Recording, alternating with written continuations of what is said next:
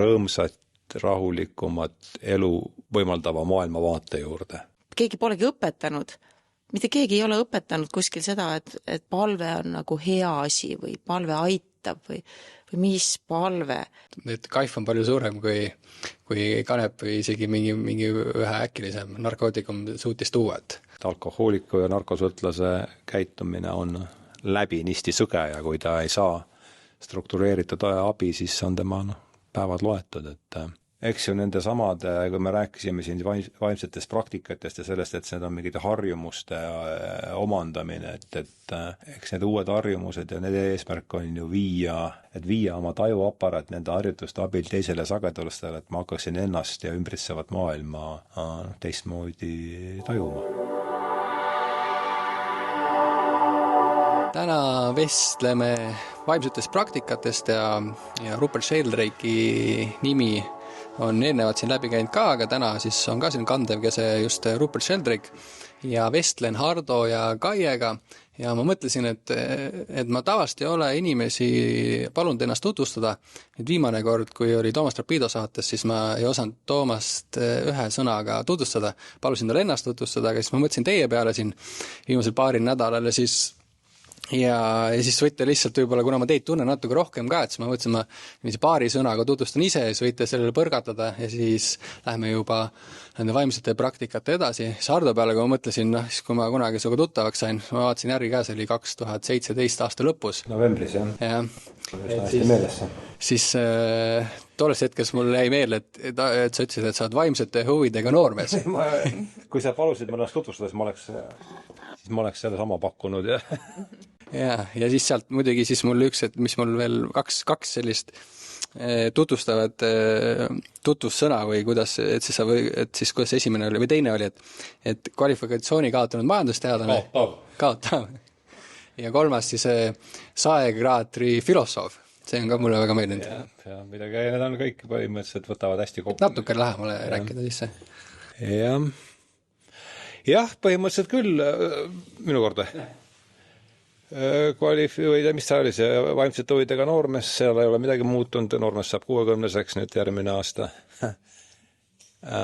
Kvalifikatsiooni kaotav, jah, see on tõsi, püüdlikult seal juures ja kolmas, mis oli saeveski filosoof, jah, see on ka tõsi, jah, et ega ma ei ole kõik on niimoodi põlve otsas õpitud vastavalt vajadusele ilma joonealuste märkusteta, nii et põhimõtteliselt, jah, olen täitsa nõus sellega. Ja siin nädal tagasi või paar nädal tagasi kohtasin ühte uut sõpra Rakverest ja siis, kas ma mäletan õigesti, et sul isa siis töötas? Isa oli saeviskis, jah. Et sealt see... Ja. Ma veetsin seal oma suve, tegin altuurat, teenisin raha koolile, jah. Ja siis Kaie puhul ma mõtlesin, et võib-olla niiviisi tutvustada, et kunsti- ja kirjandusõpetaja ja siis Aldous Huxley keskuse kaudu, võib-olla võib nii öelda, ja siis kindlasti Edmund Burke'i seltsi eestvedaja. Hardoga koos, Hardo on see peamine eestvedaja. Hardo tavatseb vahest öelda, et ta ei taha olla mingites olukordades nagu see paelaga tagaveetav Norma mänguauto, aga mingis kontekstis ikkagi ma julgeks öelda, et vahest ma olen selle Burke'i seltsis paelaga järgi veetav mänguauto, et idee tuleb tihtipeale ikkagi kuskilt Hardolt ja siis me proovime koos edasi mõtelda. Aga kui see pinnale jääb. Ja, aga kui nagu natuke siin huumorist oli juttu juba, siis täiesti juhuslikult ma leidsin ühe oma artikli, see oli Mary Harringtonist ma kirjutasin, mida oli jagatud. See oli üks huvitav keskkond, kus oli seda lugu jagatud ja siis ma vaatasin, kuidas mind oli seal tutvustatud. Ja see oli väga humoorikas. See oli EKRE noortesait järsko oli või? Midagi, ma ei mäleta, mis asi see oli. Ja seal oli mind tutvustatud nii, et ma olen kunstnik ja majandustaustaga ühiskonnategelane. Nii et see oli väga humoorikas. Aitäh selle tutvustusringi eest ja nagu mainitud, siis vaimne praktika tänane teema ja võib-olla enne kui üldse siis Sheldrake'i juurde lähme, et kui me räägime vaimsest praktikast, et siis me räägime millegi sellisest pühendatud või süstematiseeritud tegevusest, eks ju? Jah, tegevusest eelkõige, jah. Et kuidas seda, võib ka niiviisi assotsiatsioonidega läheneda ka vaimne praktika, et mis see teie jaoks on? Või kuidas see suhe on algust saanud, sest ma arvan, paljud kuulajad ütlevad vaimne praktika, siis see on väga erinev mõiste ja suhe sellega inimestel on ka väga erinev. Osadel üldse ei olegi, osadel on väga usin. Tihti kunagi kohtasin ühte indiaanlast esimest korda, siis keegi kohe küsis ta käest, et mida ta hommikul teeb, mida indiaanlane hommikul teeb. Et see hommiku alustamine on ka üsna oluline, ka vaimne praktika, mis mõtted tekivad. No mis sina ütled? Seda jälle, et ohtlik koht naised ees. Aga mina peaksin ikkagi enda jaoks panema selle vaia 2019. aastasse. Ja ma ei mäleta ka, et meil väga palju oleks varem räägitud siin üldse, täna kui sa vaatad lehti, ükskõik vaimne tervis, vaimne praktika, et need on juba igapäevased mõisted. Aga ma ei mäleta, et siis see on ainult 6 aastat tagasi, aga ma ei mäleta, et see oleks nii palju olnud nagu üldse ka peavoolu meedias. Ja minu jaoks jõudis see kohale eelkõige ikkagi Rupert Sheldrake'iga. Siis, kui Hardo temaga tuttavaks sai, siis me käisime koos ju Londonis kolmekesi teda intervjueerimas, siis, kui Hardo tema 2 raamatut tõlkis, et need olid ikkagi need, mis andsid minu jaoks selle struktuuri. Tõid selle asja nagu lähedale ja andsid selgelt struktuuri. 7 vaimset praktikat ja 7. Sest siis oli võimalik juba neid reaalselt hakata seda sõnapaari vaimne praktika mingi asjaga siduma. Aga räägisin äkki edasi vahepeal ja siis... No ma arvasin ka, või ma arvasin, et ilmselt see küsimus tuleb, et vaimne praktika, et mis tuu on, et ja et ma nüüd väga pikalt seda oleks jõudnud, aga ma arvan, et siin on võib-olla mina läheks hoopis selle nurgast, see on mingi uute harjumuste juurutamine. Ja siis mul tuli see teise raamatu, see on siis kuidas minna edasi 7. peatükk, mis võtab võib-olla selle iva kokku, et see on siis peatüki nimi on heade harjumuste kultiveerimine, halbadest harjumustest loobumine ja lahke hoiak, et kui niimoodi väga lühidalt, et siis ma räägiksingi selliste harjumuste juuruta, et minu jaoks vaimne praktika on jah, võib-olla täna ma ütleks, et on jutt käib mingitest uute harjumuste juurutamisest ühes sellest kõigest tulenevate tagajärgedega. Et niimoodi hakatuseks siis saame edasi siit kangutada. Jaa, olin 6 aega tagasi ühes seltskonnas ja siis seal endale üllatusena hakati Rupert Sheldrake'ist rääkima ja tema vaimsetest praktikatest ja siis keegi ütles niiviisi hästi, et meie see peaasi on ka selline popp, mis tegeleb siis nende vaimu siis kriisidega ja mis on siis vaimuhaigusega mingis mõttes või kuidas seda nimetada, et või depressiooni ja kõige sellega, siis seal üks naine ütles tabavalt, et tema näeb, et mis sellest peaasi asjast veel puudu on siis see vaimse praktika nurk. Et need ressursid, ressursse on ka tänapäeval vähe üldse, et nende kriiside haigustega tegeleda, aga see on minust üks selline ressurss, mis on üsna vabalt kättesaadav ja tasuta, eks. Ja just ei maksa suurt midagi. Ma ütleks võib-olla vahele seda, et loomulikult peaasi teeb väga tänuväärset tööd ja kõik need, kes nende kriisidega tegelevad, aga see on juba see tagantjärgi tegelemine. Et need vaimsed praktikad on ju eelkõige harjutused, mis sa saad ise endaga teha selleks, et sa võib-olla ei satukski nii suurde kriisi. Ja ei ole ka, et sa pead kõigega tegelema, aga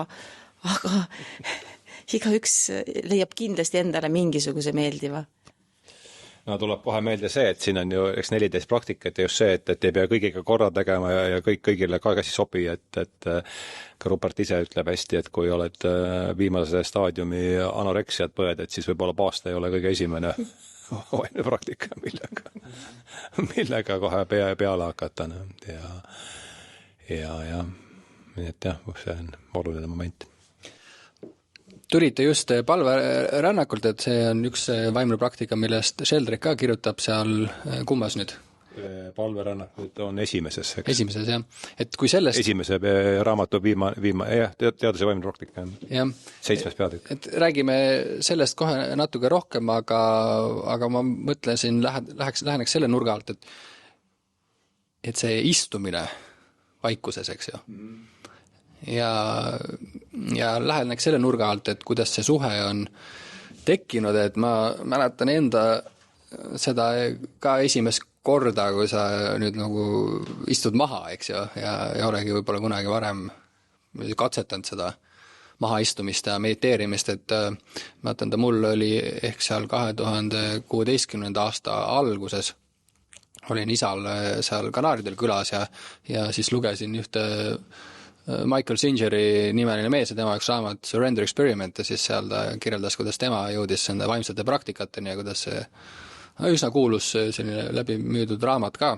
Ja siis ma ka, ta seal kirjeldas seda zen budismi versiooni sellest ja kuidas siis istuda maha ja ma ka selgelt mäletan seda, et nüüd ma nagu esimest korda istun maha ja siis vaatan, et mis saama hakkab. Ja see ongi selle uue harjumuse tekitamine, et see ei ole ju kunagi varem niiviisi maha istunud, et istun maha ja siis, et mis ma siis nüüd teen, eks, ja ma kindlasti see on olnud ju üks olulisemaid asju, mida elus endale juurde haakida või see uus harjumus, mida tekitada, see kas siis hommikul maha istumine või millal iganes.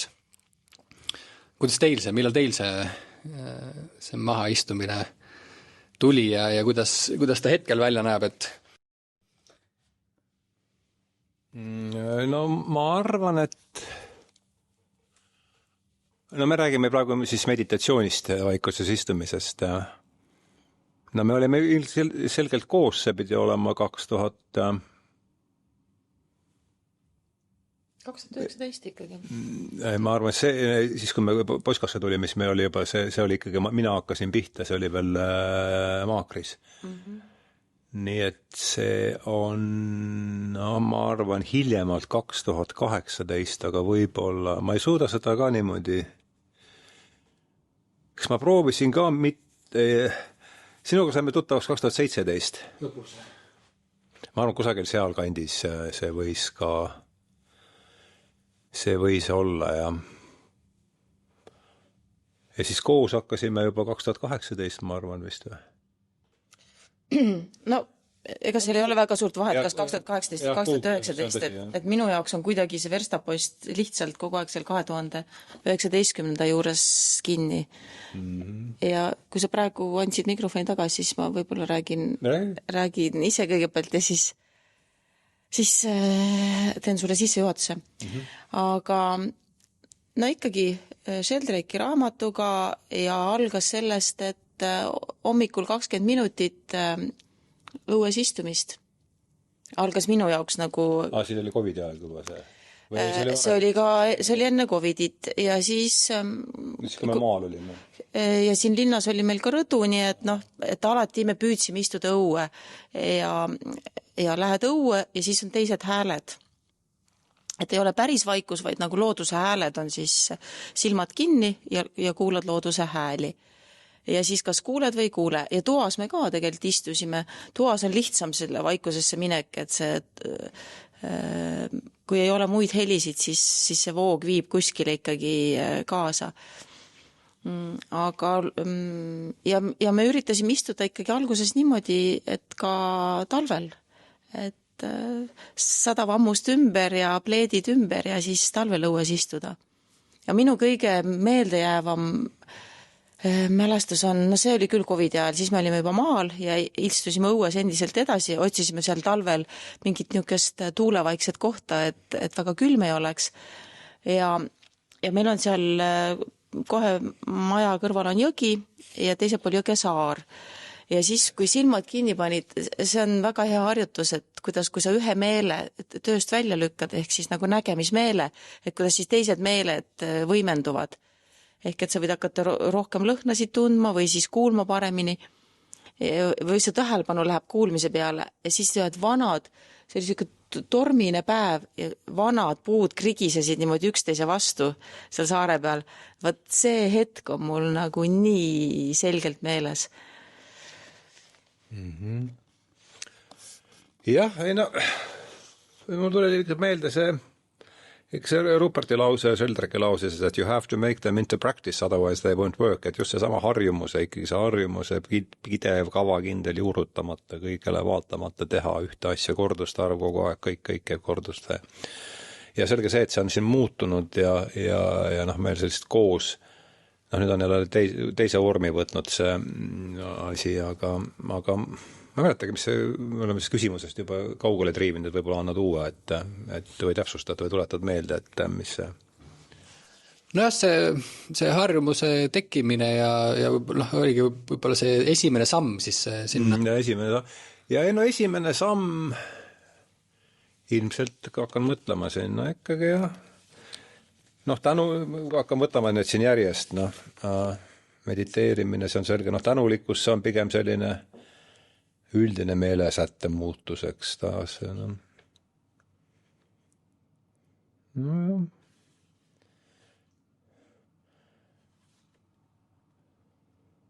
Ma arvan ikkagi jah, et võib-olla kui ma nüüd vaatan seda sisukordasid, et siis see oli ikkagi minu jaoks oli võib-olla üks kõige seda, ütleme, asjade kaugem eesmärk on ju see, et maailma taju muutmine ja nagu Rupert siin, Sheldrake siin alguses kohe korduvalt toonitab, see asi käib nii, et maailma vaate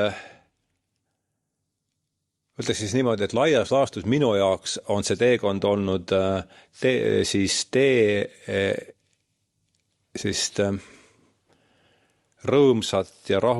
rõõmsamat ja rahulikku elu võimaldava teekond siis rõõmsat, rahulikumat elu võimaldava maailmavaate juurde.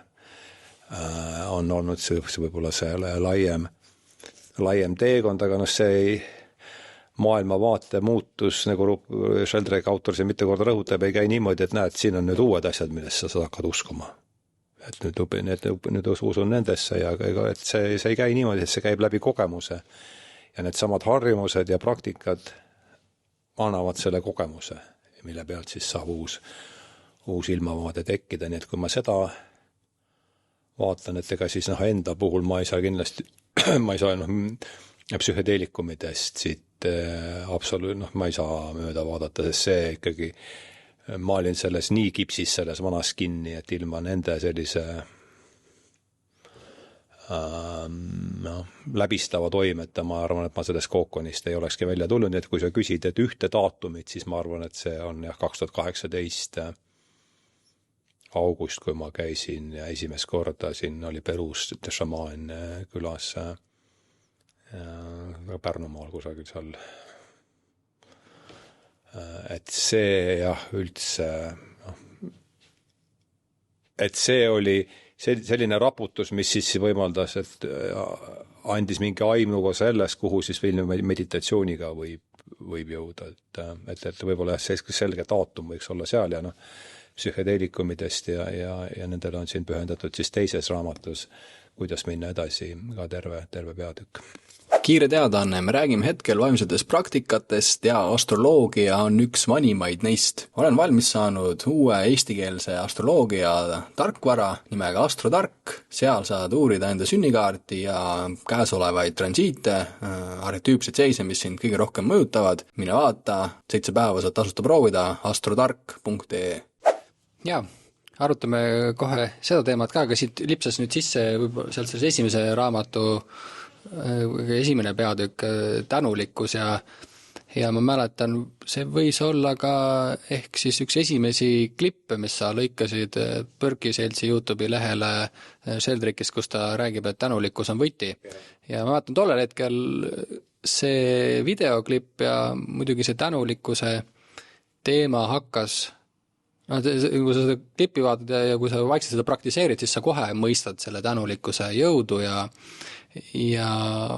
selle kasu või selle headust ja kuidas ta muudab seda, kuidas sa iga päev suhestud endast ümbritsevaga. Aga selle tänulikkuse taustal, mis ma olen siis enda nahal näinud ja selline kasv või siis ütleme see pidev tänulikkuse harjutamine.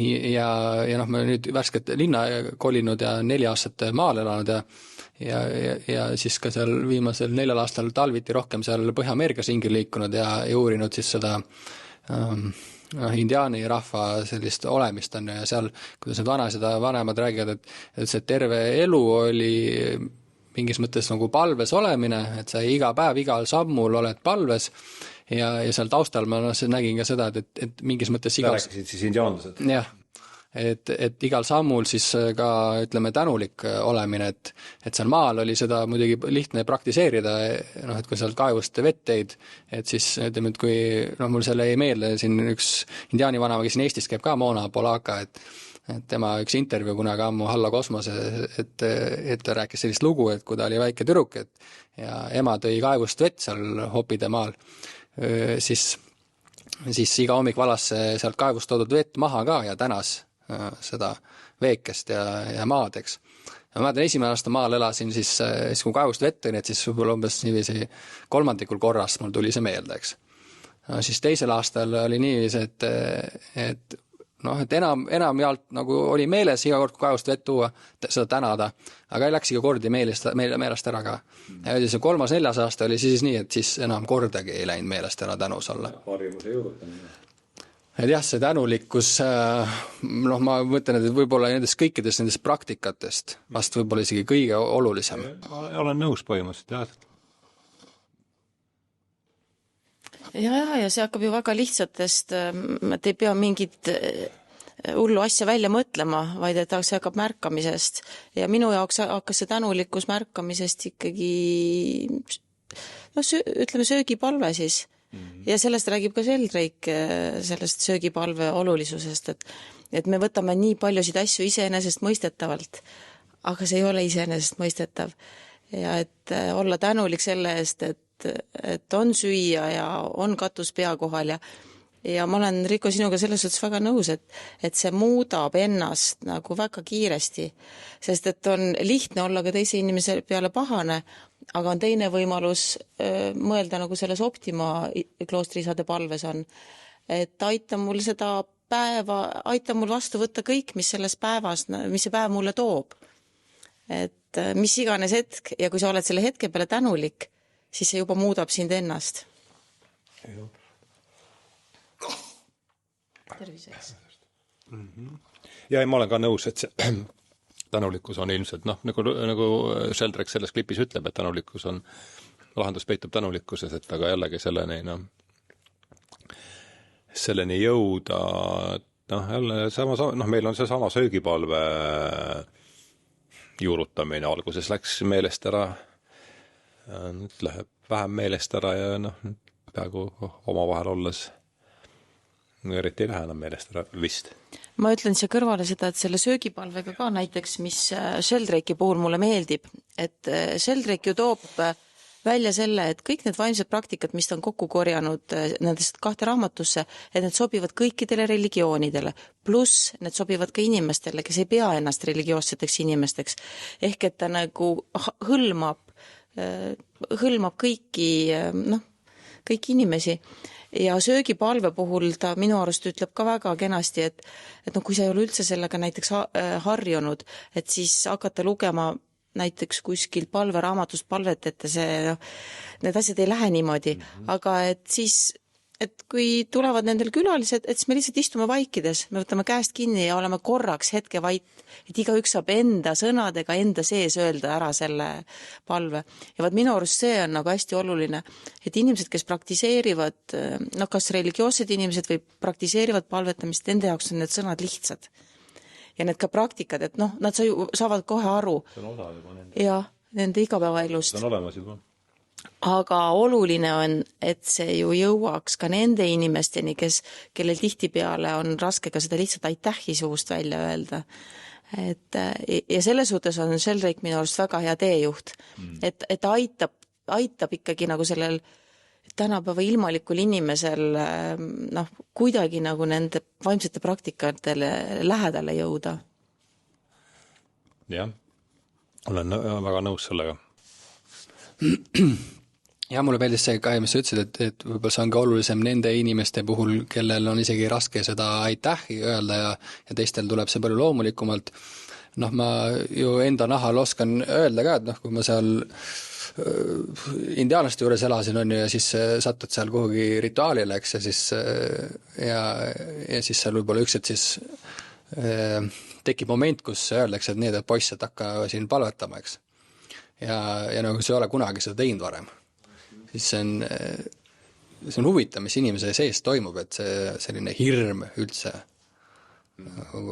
rääkida või öelda midagi või seal nad kirjeldavad seda hästi ka, et on nagu kahte viisi, kuidas üldse saab kõneleda või suhelda, et üks on siis see horisontaalne kõnelemine, nagu meie siin omavahel räägime, aga et on siis seda teist laadi kõnelemist, mis on siis see vertikaalne, kus sa siis nagu et otseselt mitte siin meie oma vahel, vaid see kõne on suunatud siis toidule või loojale või veele, eks. Ja see on tõesti huvitav, kui hirmutav see on, kui sa ei ole seda kunagi varem teinud. Ja võib-olla natuke rääkida siis sellest, et huvitav, kus see tuleb, on ju see hirm suud lahti teha, sest ma nii selgelt mäletan neid esimesi kordi, kui sa juba näed, et nüüd nagu tuleb see sinu kord, eks. Ja ma olen paljude inimestega rääkinud ja just eestlastega, et huvitav kombel veel eestlastel on veel raskem kuidagi avada ennast või palvetada näiteks võrdes soomlastega. Ma olen seal Soomes rituaalil käinud, siis need hommikul seal, kui on aeg nagu rääkima hakata või siis need soomlased seal ei jõua ära oodata, et saaks palvetama hakata, aga eestlased on kuidagi lukus. Et miks see nii on? Või sellest mehhanismist natuke, võib-olla isegi mitte sellest lukus olemisest, aga sellest hirmust või sellest, et see tänulikkuse vastand on tänamatus on ju, aga et see samm teha sinna tänulikkuse poole, et see on teinekord nii raske või nii võõras või hirmutav lausa. No ma arvan, ja see on lihtsalt selline valjusti mõtlemine, et Tom Waitsil on laule, ma mäletan, mis see laulu nimi on, see motiiv, mis sealt läbi käib, on, et nothing wants to die, et me oleme mingites oma mustrites, jällegi, kui ma ütlesin, et kogu see teekond ja need vaimsed praktikasse, ütleme, see suurem voog, kuhu see asetub, on see, et jõuda sellisesse kohta, kus ma tunneks oma elust rohkem rõõmu ja oleks sellest rahulikum ja ei oleks endale ega teistele koormaks kaelas.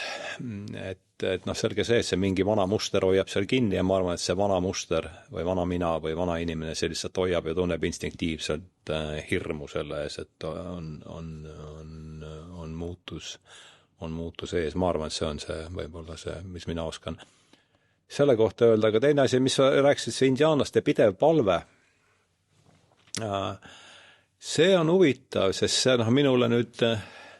mulle haakub see kohe selle apostel Pauluse ettekirjutusega, ta ütleb, kui ma Thessaloniklast, ma mäletan, mis see on kusagil, et palvetage lakkamatult. Ja see kuulus raamat Palveränduri teekond, mis siin kusagil 19. sajandil Aatusel üles leiti, et seal see peategelane mõtlebki, et kuidas see on võimalik, et kogu raamatu teema käib selle, et kuidas on võimalik lakkamatult palvetada, nagu sa selle indiaanlaste puhul ütlesid. Ja see omakorda nüüd assotsiatsioonidega väga huvitav, mis ma sullegi vist näitasin korra või see mingi video YouTube'is on Paul Kingsnorth, Martin Shaw, Seeking God in Wild Places on vist selle video nimi ja Kingsnorth räägib seal, et ta luges Ameerikas ühte indiaan, ka üks viimased vastupanu indiaani vastupanu liikumise tegelasi ja siis ta kuidagi vist vanemad ütles, et mine hakka vist, kuidagi oli nii, et mine nende koolidesse katsu siis omadada ja siis selle kaudu kuidagi meie asja toetada ja Paul siis teerib teda ja tema oli siis, ma ei mäleta, mis ta nimi oli, väga kuulus. Nicholas Blackelk oli see küllap, kellest see katoliiklane. Ja võimalik küll, ja see ütles, et tema jõudis järelda, et kristlus ja indiaani arusaamine on omavahel väga lähedased aga et kristlus on lääne tsivilisatsiooniga fundamentaalselt kokku sobimata, et huvitav, lihtsalt viskas mulle sellise assotsiatsiooni vahele siin. Hardo puudutas korraks juba seda, et see vana mina ei taha surra, kui mingi muutus on ees. Et üks asi on see, et on hirmutav. Kõik, mis on uus, on alati mingis mõttes hirmutav. Teadmatus, sest sellega kaasneb teadmatus. Ja me tahaks ju ikkagi, või meid on õpetatud nii, et kõike tuleb planeerida ja mida rohkem ma nagu järgmist sammu ette tean, et siis seda kindlamini ma ennast tunnen. Ja see vana mina on ju tegelikult ego, või seda juhib väga tugevalt ego, meie enda ego, mis on siis kasvanud, kellel 60 aastat, kellel 30 aastat. Ja minu arust üks väga oluline koht on ka see, et kust me tuleme, et milline on meie see kasvuruum olnud. Meie tuleme sinuga kindlalt mõlemad väga tugevalt nõukogude ajast, kus igasugune religioossus, igasugune vaimsed praktikad, see kuulus ju kõik tagakiusamisele. Ja kõik ka sellise, ikka oli ka siukene väga moekas, oli ka igasuguste vanarahva tarkuste peale. Ja seda oli kuidagi instinktiivselt, mitte et keegi oleks seda nüüd öelnud, et sa pead nüüd, aga see oli kuidagi, see oli õhus, see oli see hing, see atmosfäär, see õhkkond, mida me sisse hingasime,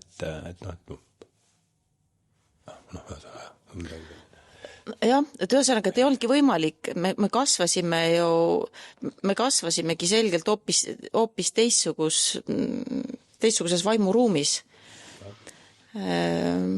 Kaelarätid kaelas, rivis, ja kogu see ideoloogia oli hoopis teine. Ja kui sa oled selles üles kasvanud, keegi polegi õpetanud. Mitte keegi ei ole õpetanud kuskil seda, et palve on nagu hea asi või palve aitab või mis palve. Et siin ei saa midagi selles suhtes ette heita ja ma mõtlen näiteks, et minu lapsed ei ole kasvanud nõukogude ajal, aga kui palju ma ise olen rääkinud üldse, kui nad väiksed olid, mingi palve või?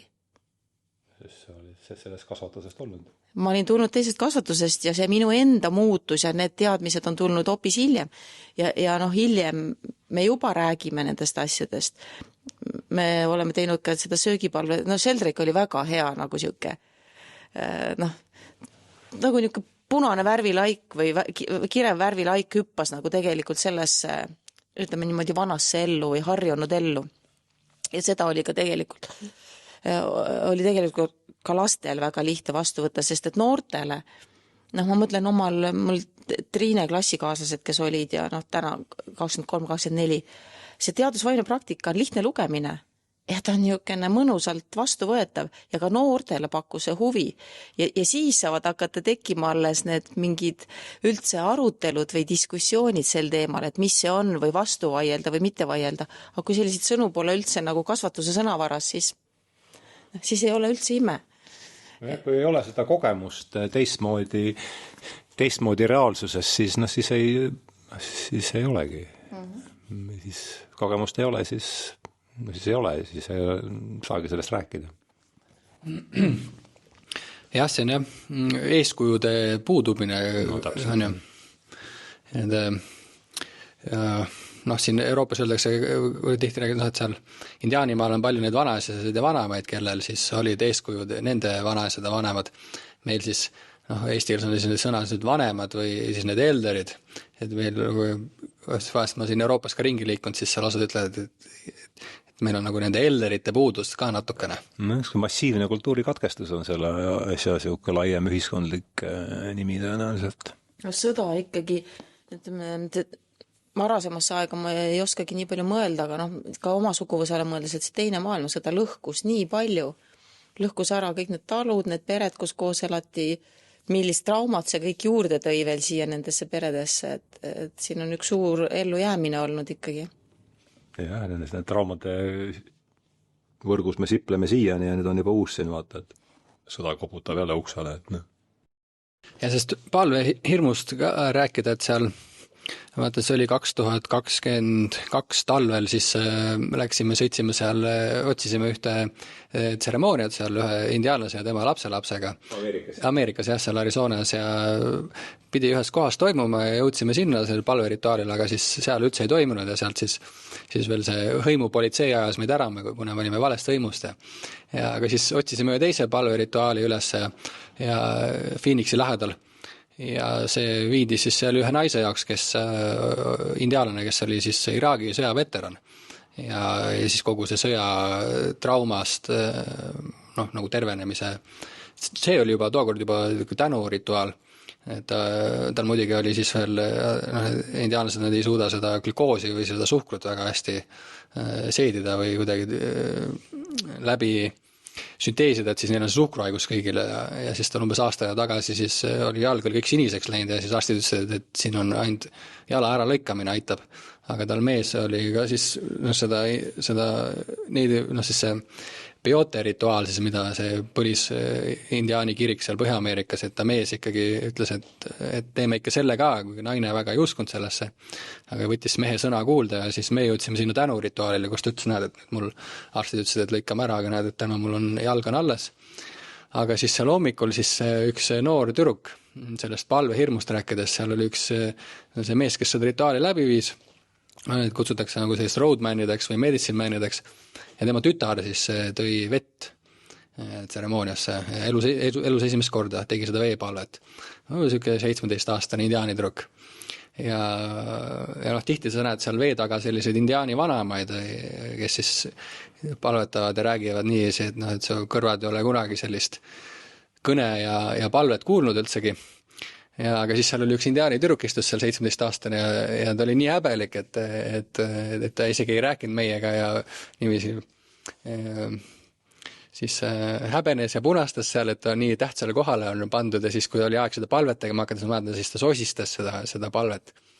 Nii, et keegi isegi ei kuulnud seda palvet, aga ikkagi ta oli seal ja tegi seda, et seal on ka näha, kuidas siis nagu julgustatakse neid noori tulevad põlvi palvetama või pannakse nendesse kohtadesse, kus nad saavad seda harjutada, isegi kui see on väga piinlik ja see kõik on väga hirmus, aga see on olemas koht, kus nad saavad seda sellises sosinas ja suures häbis või siis nagu häbelikkuses seda teha, et ma see on üks ilusamaid selliseid, mis ma olen näinud seda teist poolt. Grupi või see, kuidas see Charles Eisenstein ütleb, et tervemõistuslikkus on grupiprojekt, et see nõuab ikkagi tuge, kogukonna tuge ja üksinda seda ei tee. Jaa, nüüd oleme sellest istumisest rääkinud, ütleme siis meditatsioonist või moodsas sõnaga või siis rääkisime natuke tänulikkusest, aga see otsapidi seotud palvega. Ütleme, võib-olla rändame vaikselt enda palverännakute poole ka, aga enne korra siis juba mainisid siis seda siis seal teises raamatus ta kirjutab seal võib-olla sellest kanepist ja psühhedeelikumidest ja see on ka niisugune õrn teema, sest ma ise olen, ütleme, nüüdseks juba lahti saanud, aga 20-ndates ikkagi nende psühhedeelikumidega või psühhedeelikumid, see on ka lai mõista, aga see kanepi sõltuvus, et see on küll väga reaalne asi, ma arvan, mida paljud ei tunnista, millega ma ise kimpus olen olnud, et kindlasti mul on see Gabor Mate lause aitas väga edasi, et see sõltuvus, mis sul on, et olgu see siis kanep või siis seal kas või siis, ma ei tea, mingi heroiin või alkoholisõltuvus, et selles hetkes, kui sa seal oled, et siis ta mingis mõttes on ka, et see ei tohi ka nagu kritiseerida seda sõltuvust, et ta on kuhugi maani, ta ikkagi aitab sind edasi. Rumal sõber on, eks, oli see, eks, jah. Et ma, ütleme, see kanepisõltus on minu puhul väga reaalne olnud ja kindlasti ta... Ja, et ma juba mitu aastat ei ole niiviisi regulaarselt teda tarbinud aga jah, et võib-olla see et kui mis pidi üldse nendele psühhedeelikumide läheneda, võib-olla seda pidi nagu Sheldrake räägib, aga see on selline teema, mille puhul tuleb olla hästi ettevaatlik, sest ma muidugi 20 võin endale seda tuhka pähe raputada, et ma ei ole kõige ettevaatlikum selle teemaga olnud enda puhul ja siis ka teistele kommunikeerimise puhul. Et kuidas me seda võib-olla läbi seal Sheldrake'i või kuidas seda psühhedeelikumide teemat, see nagu keegi, kas Jaak Johanson või kes see ütles, et see on sellise karu torkimine või see on üsna ohtlik tegevus. Jah, ega ma ei ole tahtnud ka viimasel ajal nendest palju rääkida sellest, et ma ise ka mingis mõttes revideerin oma suhtumist nendesse, et täna võib-olla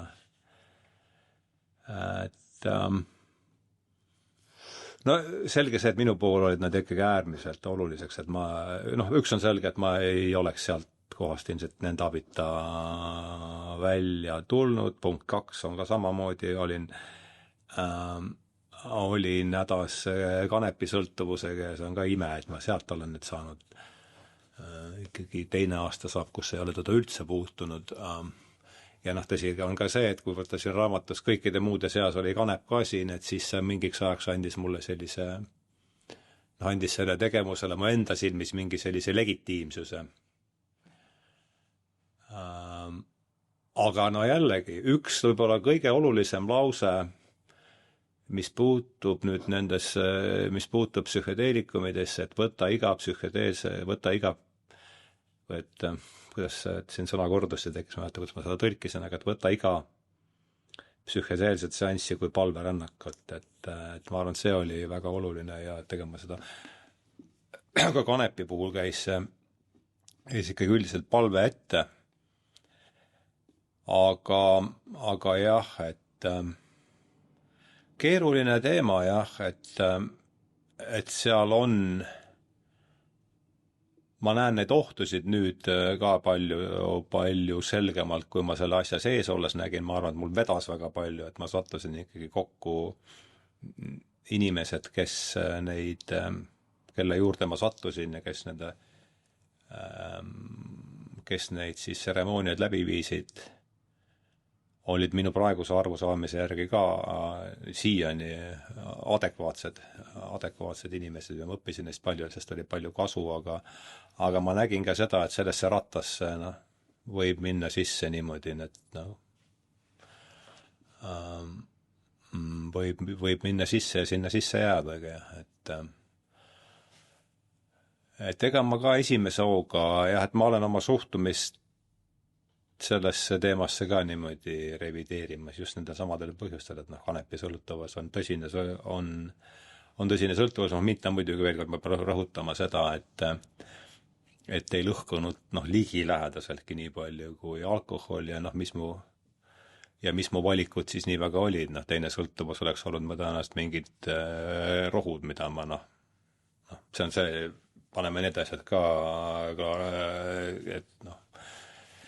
et neid ma tahtsin veel vähem, et keeruline teema jah, aga üldse ütleme ilma nende eelkõige just ayahuasca sõitud, et need jutud teistmoodi reaalsustest jäävadki teistmoodi reaalsusteks, kui sa ei ole neid ise kogenud, nii et selles mõttes oli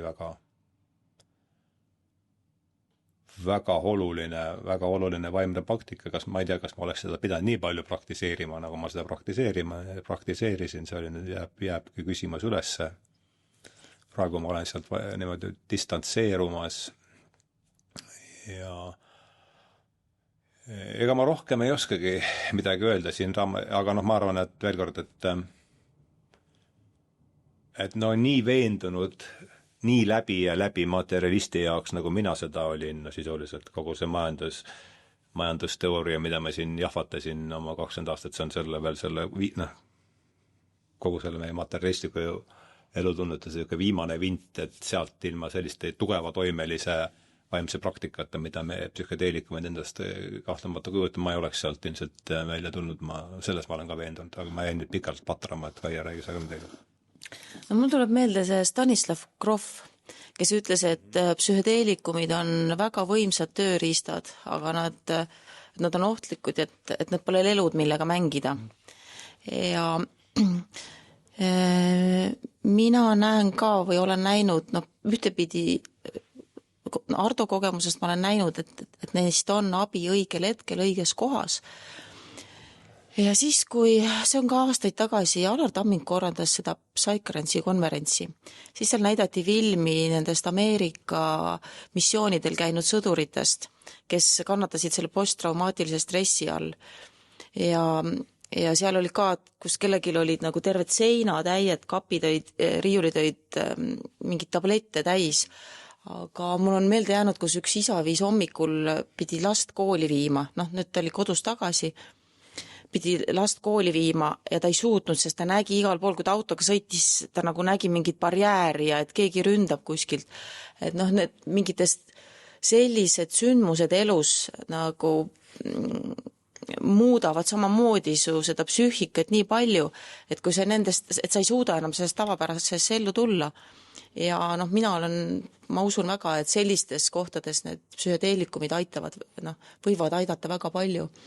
Ja seesama MAPS-i protokoll, mis on, et MDMA kasutamiseks ka ravi otstarve, millel on katsetusi tehtud, et see ei ole legaalne siin praegu.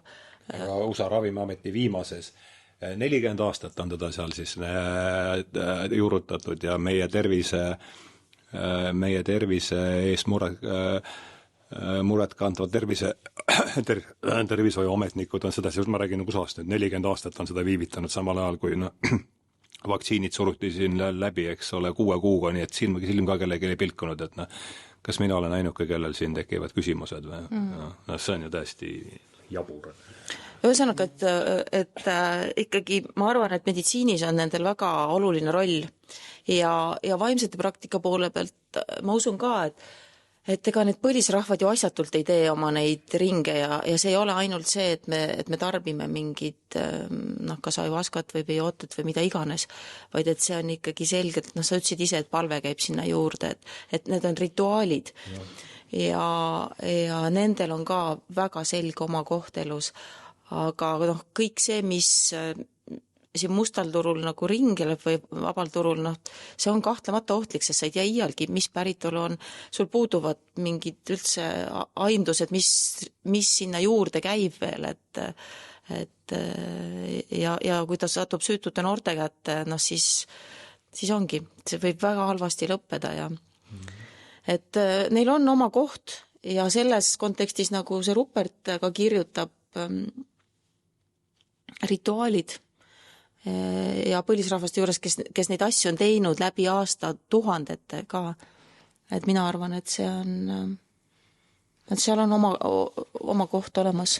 Tagantjärjes ma ütleksin niimoodi, võib-olla kokkuvõttes seega oskagi paremini öelda, et kui ma oleks läinud seda jumalakujulist auku täitma oma hinges, jumalakujulist auku oma hinges täitma, ma ei tea, MDMA, kanepi ja mis seal veel kõik liigub, eks sellega, siis ma oleks ennast veel kiiremini põhja tõmmanud, et Rakvere kekis ei olnud peale, eks, õlle ja viina ja alkoholi, mida millegi muuga seda teha, siis kuidagi virelesin välja 47-aastaseks. Aga et põhiline on see auk, mida siis mida täita tahetakse ja ma arvan, et need on narkootikumid, kui need või siis jällegi räägime, mis narkootikumid, ütleme, kokaiin ja need, mis on tõeliselt ohtlikud asjad. Ja eks nad kõik muutuvad ohtlikuks, need valesti kaasutada. Me teatas Regina, meie terapeut, väga hästi, et kui sa kuidas, ütleme eesti keelde kohe tõlkides, et kui sa tarvitad ravimit liiga sagedi, siis tal hakkab olemast ravim. Väga lihtne, mis ei ole vaja pikalt mõelda. Jah, käisin siin paar nädalat tagasi, 3 nädalat tagasi korra siis linnas tagasi, siis rääkisin, vaatasin, mis ööelus toimub ja nägin vanu sõpru ja siis uudistes ju teada, et see number 1 populaarne asi, mida siis tarbitakse või on kokaiin on ja üle Euroopa ja siis muidugi Eestis on ka peavool siis avastanud siis selle endale. No veel muidugi siis Rakvere pidi olema siis number 1 seal reovee järgi avastatud ja siis, aga siis üks sõber rääkis, et keegi siis oli mingi väikse kogusega vahele jäänud ja siis seal umbes testiti ära see politsei poolt ja siis oli fentanüüli oli nagu sisse lõigatud sinna kokaiini, eks. Et see, ja noh, seal Ameerikas indiaanlastega ringi liikudes siis seal ühte meest tean ka, kes oli ka suur eeskuju, aga siis sattus seal depressiooni ja pahade sõprade juurde ja siis sai fentanüülist üledoosis, suri ära. Et see, noh, jah, see pahupool siis nende ainetega või nii-öelda narkootikumid ja psühhedeelikumid, et nad on meditsiiniliselt ja ütleme siis, või siis kultuuriliselt või rituaalselt on nad väga võimsad tööriistad, aga teiselt poolt on nad ka väga efektiivsed hinge ja elu hävitajad. No nagu enamik asja on valgus ja vari, et see mingil ajal ma tahtsin sellest, kui ma ise seal aktiivselt sees olin, siis ma vaatasin sellest, nagu ikka vaatad varjust püüdlikumalt mööda, kui oleks optimaalne või kui õige, aga jah, keeruline teema, aga veel kord kokkuvõte on see, et ilma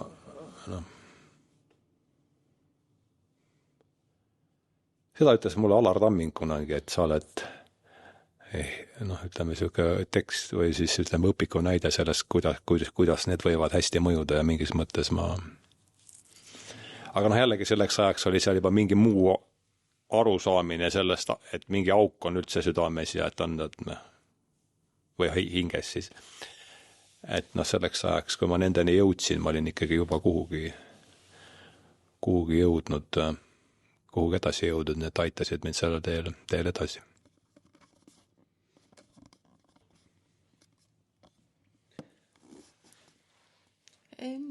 Võib-olla üks lause lisada veel, kui sa ütlesid siin sõltuvus on ju, et siis jah, et ega see sõltuvus on ülipeen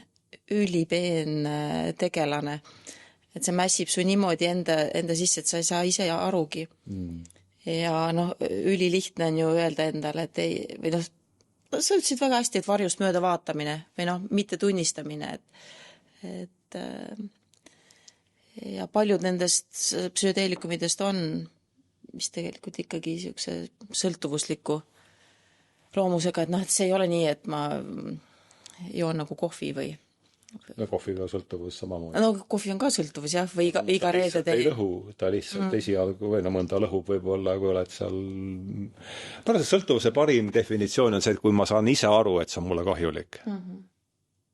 Ma tean, et see on mulle pikas perspektiivis kahjulik, aga ma ei suuda lühiajalise leevenduse nimel sellest ikkagi lahti ütelda, et mina mäletan väga hästi seda, ma arvan, et ma see ikkagi, siin on palju asju, mis midagi mõjutab, aga kindlasti see sama MDMA protokoll, millest Kai rääkis, või see on mitte MDMA on see toime, aga MAPS-i protokoll, kus on siis see ravim või see MDMA-ga toimub see siis jällegi niimoodi psühhoterapeudi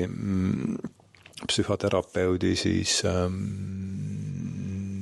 pilgu all, et ma tegin selle läbi ja tänu sellele ma arvan, see jällegi see põhjuslikkus ei ole enam minu silmis ka nii üksühene kindlasti, aga ma arvan, et see kanepi sõltuvusest vabanemine on ikkagi suuresti sellest seotud ja ma mäletan esimest korda, ma mäletan nii hästi seda, kui ma selle terapeudi käest küsisin, et ma ei julenud seda küsida, ma teadsin vastust, et mis sa siis arvad kanepist, et sinule kanep, nalja teed.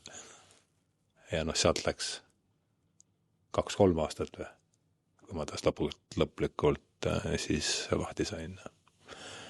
Nii et jah.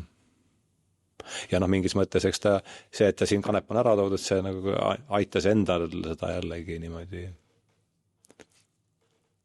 endale seda põhjendada, miks ma seda teen. Nii et kõik need asjad on, lõpuks taandub see ikkagi sinna. Kui ma põen anoreksiat, ei ole paast esimene vaimne praktika, see ei tähenda seda, et ma ei võiks meditatsiooniga toimetada, et ma ei võiks palmetada ja nii edasi. Järgneb kiire teadaanne meie sponsoritelt. Selle YouTube'i kanalil on üks sponsor, kelleks olen ma ise. Minu kodulehelt ricoveskivali.com on võimalik siis registreerida astroloogilisele konsultatsioonile. Sünnikaardi konsultatsioon kestab 1,5 tundi ja maksab 80 €. Me teeme seda üle videokõne. Minu kodulehelt on võimalik mugavalt sellele aeg broneerida. Planeetide liikumise ja maapealsete sündmuste vahel täheldatud kooskõlade seast peetakse kõige olulisemaks siis sünnikaarti. Sellel, kus planeedid olid isiku sünnihetkel, on tähenduslik mõju tema edasisele elukäigule. Vanimad sünnikaardid ulatuvad sinna Platoni ja Sokratese aega, ehk siis üle 2000 aasta on astroloogiaga tegeletud. Sellised kuulsad nimed nagu Galileo, Kopernik, Johannes Kepler, Carl Gustav Jung, Stanislav Grof, Richard Tarnas, kõik doktorikraadidega teadust edasi viinud inimesed olid astroloogid.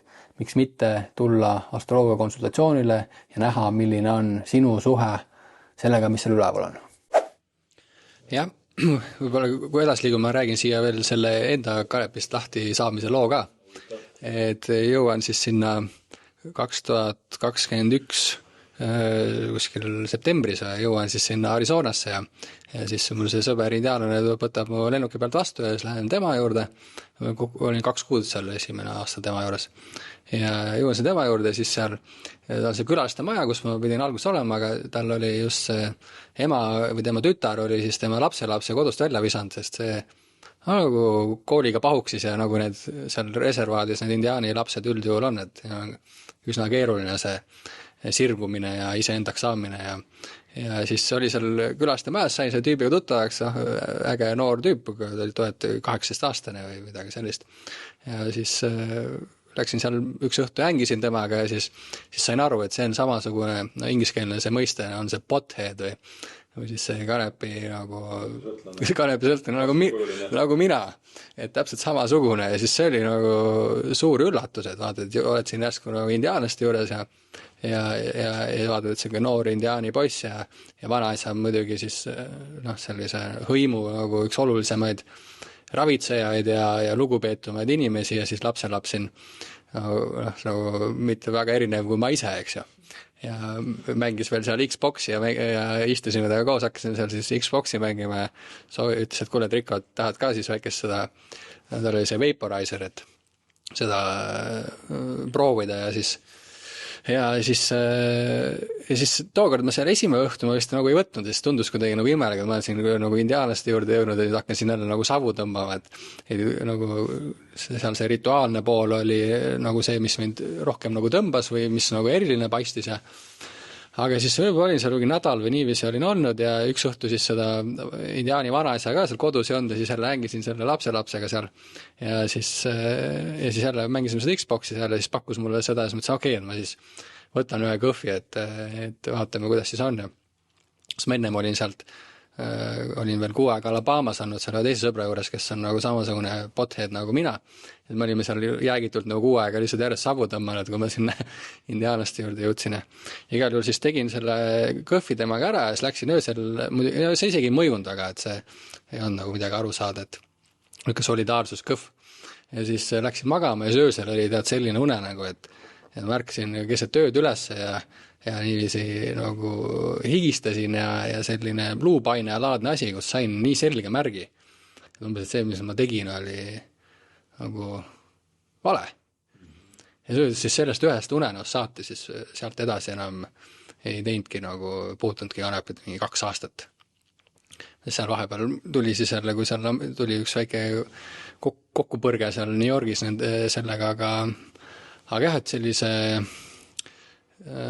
siis kuidagi see, ma olen tihti olnud ka näiteks, et see indiaanlaste rituaalid siis olid need, mis mind see sakraalne või see pühaduse lähenemine siis läbi oma auk saab kuidagi teistmoodi täidetud. Täpselt jah. Et jah, see on ju, seda ma olen ju palju öelnud ka, et selle sõltuvuse asemele peab ju midagi tulema. Ja mis mu enda puhul siis võib-olla miks need see indiaani asi ka kuidagi hakkas jooksma, oli see, et selle sõltuvuse asemel tuli siiski see sama, see nende asi või seal see rituaalne eluviis, et ja muidugi laulud ka, et ma siin olen nagu laulusõltlane ka, et seda sõltuvusest on üsna raske lahti saada, aga midagi, just on Gabor Mate on sellest rääkinud, et midagi tuleb sinna asemele panna, mingi positiivne sõltuvus. No see mõned sõltuvusest oli tähendus teejuhtida, mis oli 13. number? Ma ei mäleta, mis küll ole. 13 oli ja seal Endel Talvik kirjutatud, sest et ma mäletan, et selle loo liidiks ma kirjutasin, et sõltuvus vastu aitab ainult teine sõltuvus. Aga ühed sõltuvused või siis harjumus, aga me räägime vaidsetest praktikatest, me räägimegi positiivsete harjumuste ülesehitamisest. No, kui siin juba läks selliste lugude vastastiku jagamiseks, siis et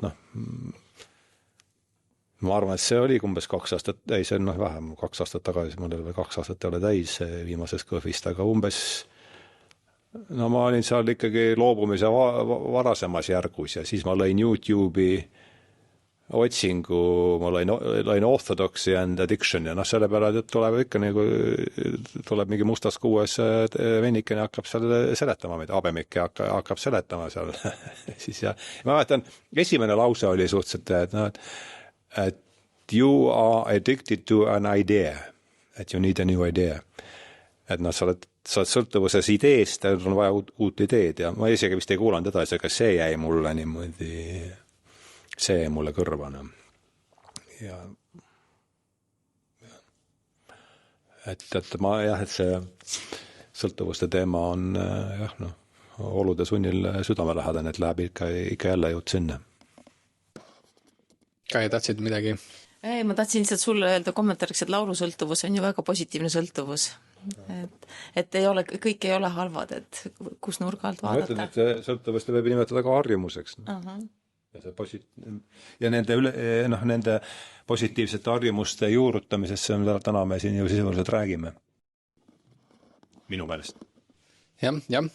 Jah, laulusõltuvus ma isegi on taibanud, et kaif on palju suurem kui kanep või isegi mingi ühe äkilisem narkootikum suutis tuua, et see kaif on oluline ka elus, et kuidas seda saada, et erinevad vaimsed praktikad, me oleme siis täna nendest rääkinud, eks ju, alustasime istumisest, siis rääkisime tänulikkusest, palvest, rääkisime psühhedeelikumidest, eks vaikselt liigume nendest peatükkidest läbi ka, mis seal Sheldrake'i raamatus on, et mul lähmegi sinna palverännaku juurde, et just värskelt suurelt rännakult tulnud ja vahepeal seal Ardo saatis paar pilti ka, seal arutasime mingeid muid asju seal vahepeal, aga viimasel ma mõtlesin sellele taustale, et ütleme siin viimasel võib-olla siis 4 aastal, et kõik reisid, mis ma teinud olen, et seal ma mõtlesin, et mul olegi siis tavalist reisi ei ole väga enam olnud,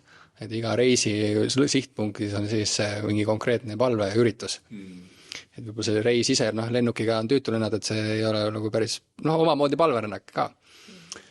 Aga räägime palverännakutest ja see pikk oli teil ju teine nüüd, või ta oli pikem kui see esimene. Et teie ja palverännakud ja võib sealt Sheldrake'i tuules ka seda avada. No see on vist parem, eks Dublinist hakkame pihta, et see on parem, kui sina seda räägid, ma arvan. Ma ütlen alguse lahti, et mina avastasin Sheldrake'i videosi kusagil 2018, ma ei tea, hiliskevadel ja siis ma mäletan väga selgelt esimest korda Audrus, esimest korda ma lasin Kaiele lõiku tema sellest loengust taasavastades Jumalat koos Rupert Sheldrake'iga ja ma mäletan väga skeptilist nägu selle peale, et kus see see sama kogu, kui küsid, kus see karvane nüüd on jälle leitud umbes. Aga räägi seda. Ja mis aasta see oli Dublinis? Dublinis me käisime 2018. 18 sügis, jah.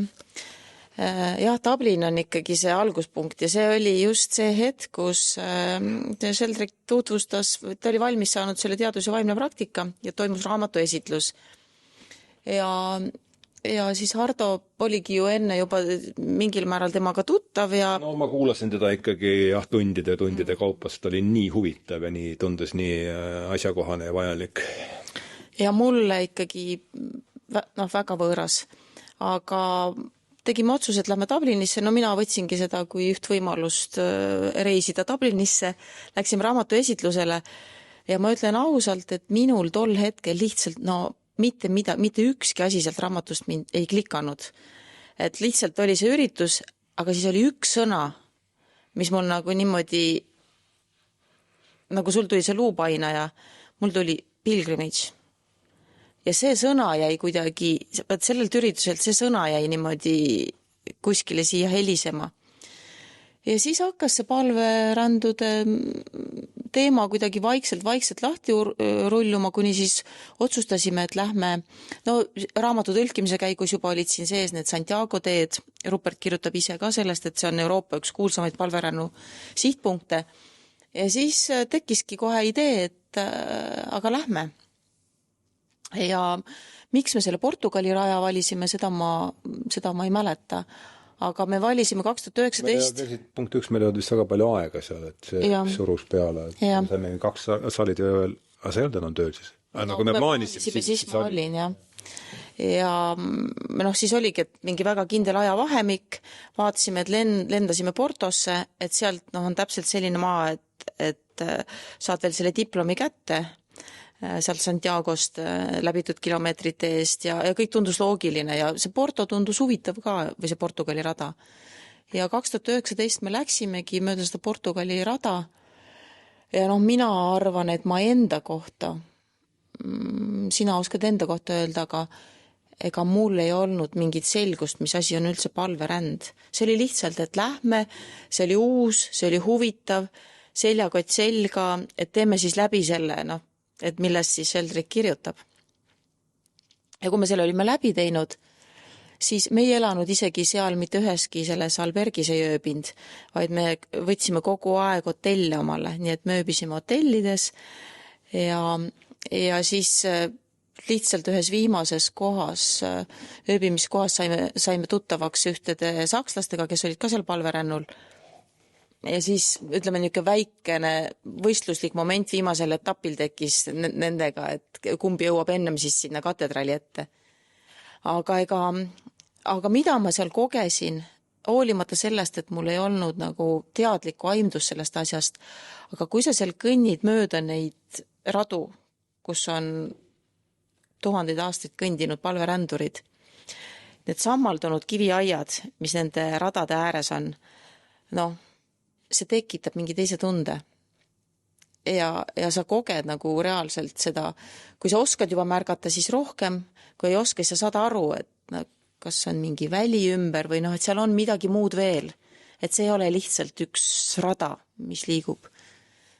Ja siis me tegime seal mõlemad, kui me lõpetasime, siis tekkis see unistus, et tahaks kunagi üle Pyreneede seda Prantsuse rada kõndida. Ja nüüd ma siis annan sulle mikrofoni üle, siis sa saad sealt edasi rääkida.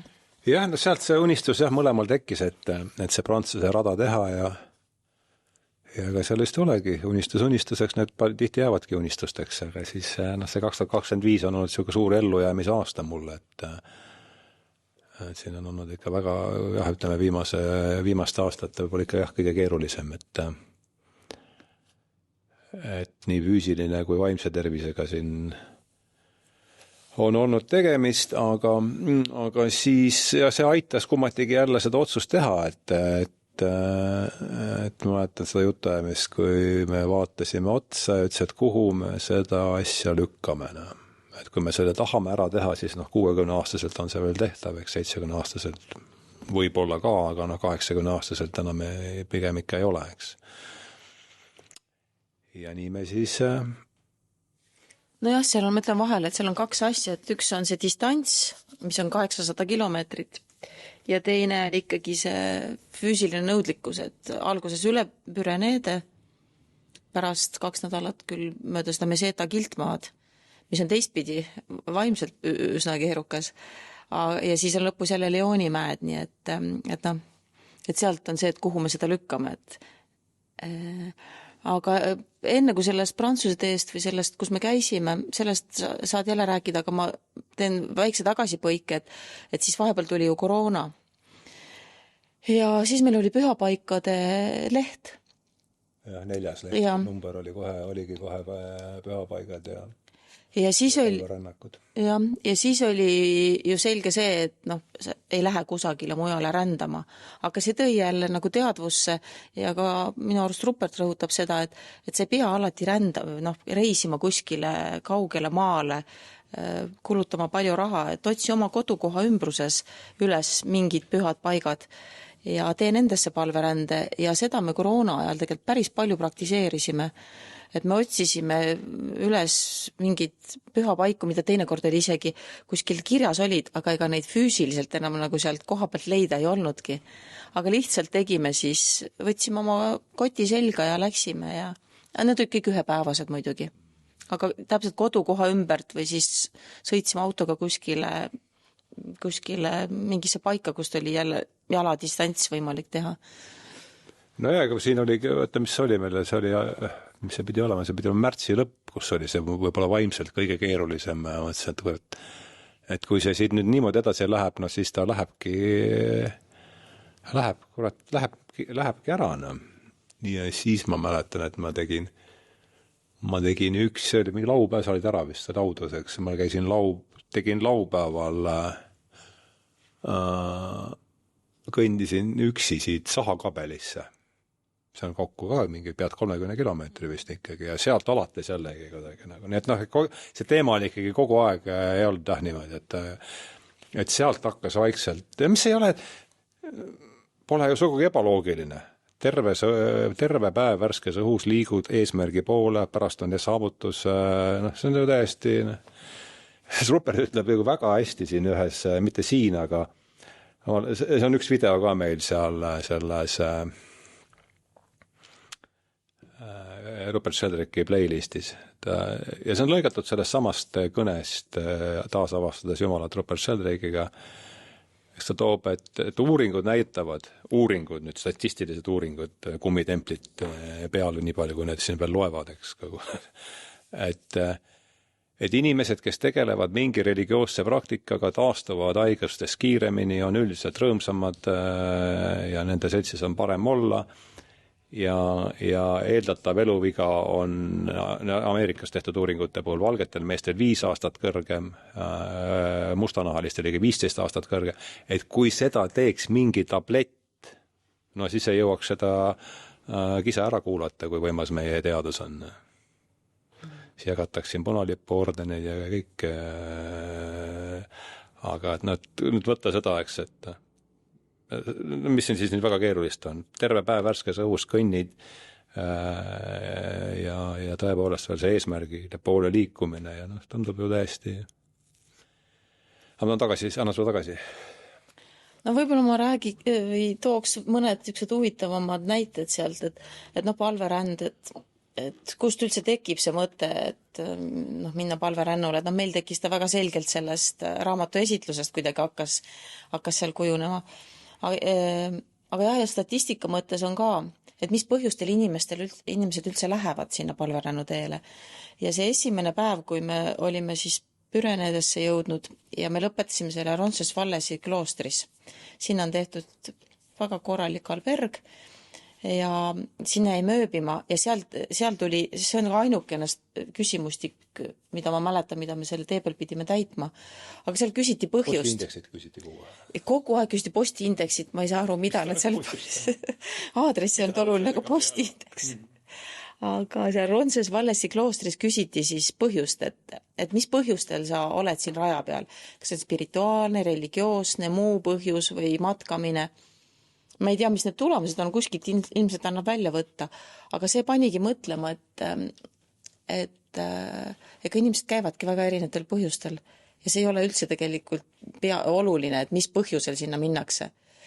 Ja üks Itaalia mees on ka meile mõlemile nagu väga meelde jäänud. See oli üks, mis albergis me siis olime? see oli Carrion de las Condes. Carrion de las Condes. No, mis on alberg? Alberg on üks ööbimiskoht. Palveränduri töömaja. Palveränduri töömaja, mis on siis üks suur ruum, kus sul on narid sees ja kõik magavad seal. Ostad omale siis... Vahel on ka ühekordsed, aga põhimõtteliselt suur ruum on, kus on kõik. Ja sul on siis oma isiklik see narikoht seal. Ja see on väga oluline, kui sa palverännust tahad osa saada, siis tegelikult see on väga oluline osa sellest. Et ei pea seal alati olema, aga kui sa nendes üldse ei ole, siis jääb ikka midagi jääb puudu. Midagi jääb puudu. Ja seal rääkisime juttu, no seal on väga tüüpiline, et seal palverändurite hulgas tekib siuke, kuidas ma siis ütlen, seltskondlik vestlus, et kust keegi on alustanud rada, sest kõik algavad erinevatest kohtadest, kuhu keegi üldse jõuda tahab, need on ka erinevad, siis vahest ka, et kui kiiresti, kus sa pärit oled. Ja see itaallane oli käinud 3 korda sedasama Camino Francesi rada. Ta oli meesterahvas, kes oli oma ärid Itaalias maha müünud ja siis pensioneerus nüüd Tais. Ja ütles, et nüüd ta on 4. kord, tuleb täpselt samale rajale, täpselt samal ajal, nagu aastaajal, võiks ju varieerida. Ja siis ta istus seal selle oma voodi otsa peal. See me mõlema hästi meelde jäänud. Ja niimoodi 2 kätt siin ütleb, ja ma ei saa aru, miks ma seda teen. Täiesti siiras hämming. Ja ma ei tea, kas meil päris matkajaid seal ka, seal oli väga, üks huvitavam seik oli veel see, et see oli üks tšehh, noor meesterahvas, kes siis nüüd ise elab Ameerikas. Kaua aastaid juba, nad mõlemad on naisega arstid, aga tulid Euroopasse siis mingit oma tähtpäeva tähistama. Ja alguses pidid vist siin Euroopas ka ringi kõndima või rändama. Nad olid mõlemad vist päris kõvad matkajad. Aga siis naine äkki otsustas, et ta läheb oma sõbrannadega 6 ajaks tuurile. Ja siis ta mõtles, et mis ma siis teen? Ma tulen siis siia kõndima. Ja siis ta kõndis ja ta oli väga jutukas, otsis ka sõpru seal ja see oli väga vahva. Kes huvitavaid. Ja hispaanlaste hulgas näiteks, kes seal olid, panime seda tähele, et näiteks nädalaks paariks, ongi puhkus, tuled kas oma sõbrannaga koos sinna ja siis teedki nädal aega seal kõnnid lihtsalt. Jah. Aga jah. Ja see Saksa... Ja seal on need värvikaid, aga jah, ütleme see, kui sa ütlesid, ja sa kasutasid sõna kaif, ja ma saan aru, mis sa mõtled, jah, aga no jah, see kogemus, ütleme, et mul tuli kohe meelde see, kui me jõudsime sinna, me tõttame siin sündmuste käigust ette, kui me jõudsime siis viimasel päeval, Rõõmumägi on seal 5 kilomeetrit enne katedraali, see mägi tuleb sealt, või see nimi tuleb sealt, kus sa siis näed esimest korda katedraali. Ja see oli siukene, see on see, me eile arutasime siin ühe sõbraga, et see on üldiselt see sama pühaduse kogemus või mida me otsime ja mis siis toidab, mis paneb sind tõenäoliselt sinna indiaanlaste juurde sõitma ja mis meid sinna, mis võib tabada, mis võib mitte tabada, aga meid seal kuidagi esimese advendipäeva 12 me sinna jõudsime umbes ja see oli ikka väga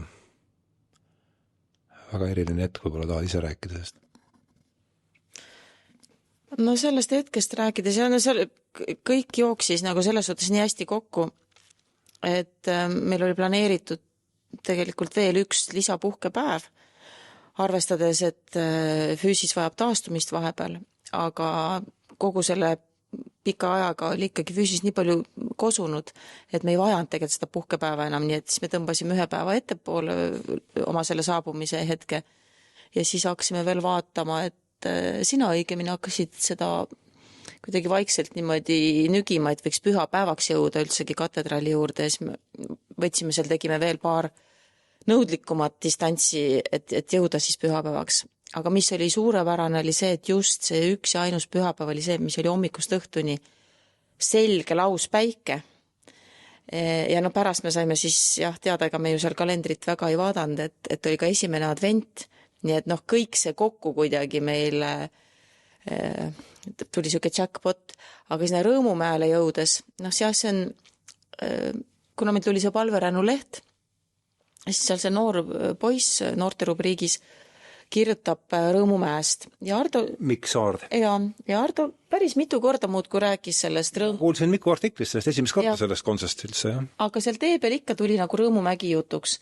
Kuigi vaata, siis kui me seal seda Portugali väge või rada käisime, siis oli ka see küsimus ikkagi kogu aeg oli üleval, et millal me nüüd esimest korda näeme. See on ikkagi väga siiamaani küll maa.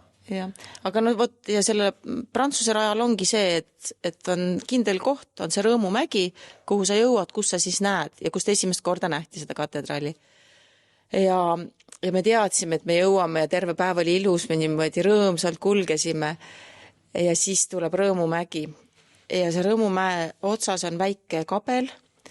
Kabeli ees mängis süntesaatorit üks meesterahvas ja siis sinna läks siukene nagu lai tee, ilus lai tee läks ja see muusikahelid kostsid ja see päike paistab ja sa liigud sinna selle kabeli poole ja milline vaade seal oli ja osa on pilvedes, siis kuskilt pool paistab katedraal ja see oli lihtsalt nii ilus.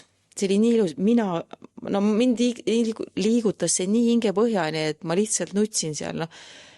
Nii ilusat kogemust ma ei mäleta. See kõik see 800 kilomeetrit on selja taga. See jookseb läbi, jah. See on ikka, vau. Ja ongi, ja nende asjade kogemiseks, see sama kannatus ja valu on ikkagi ka elus antud sulle millekski. Et sa saaksid kogeda siis jälle seda teist, kui me ei oleks läbi käinud kõike seda rada. Ma ei tea, kas see tunne oleks olnud nii tugev. Et need on kõik omavahel seotud.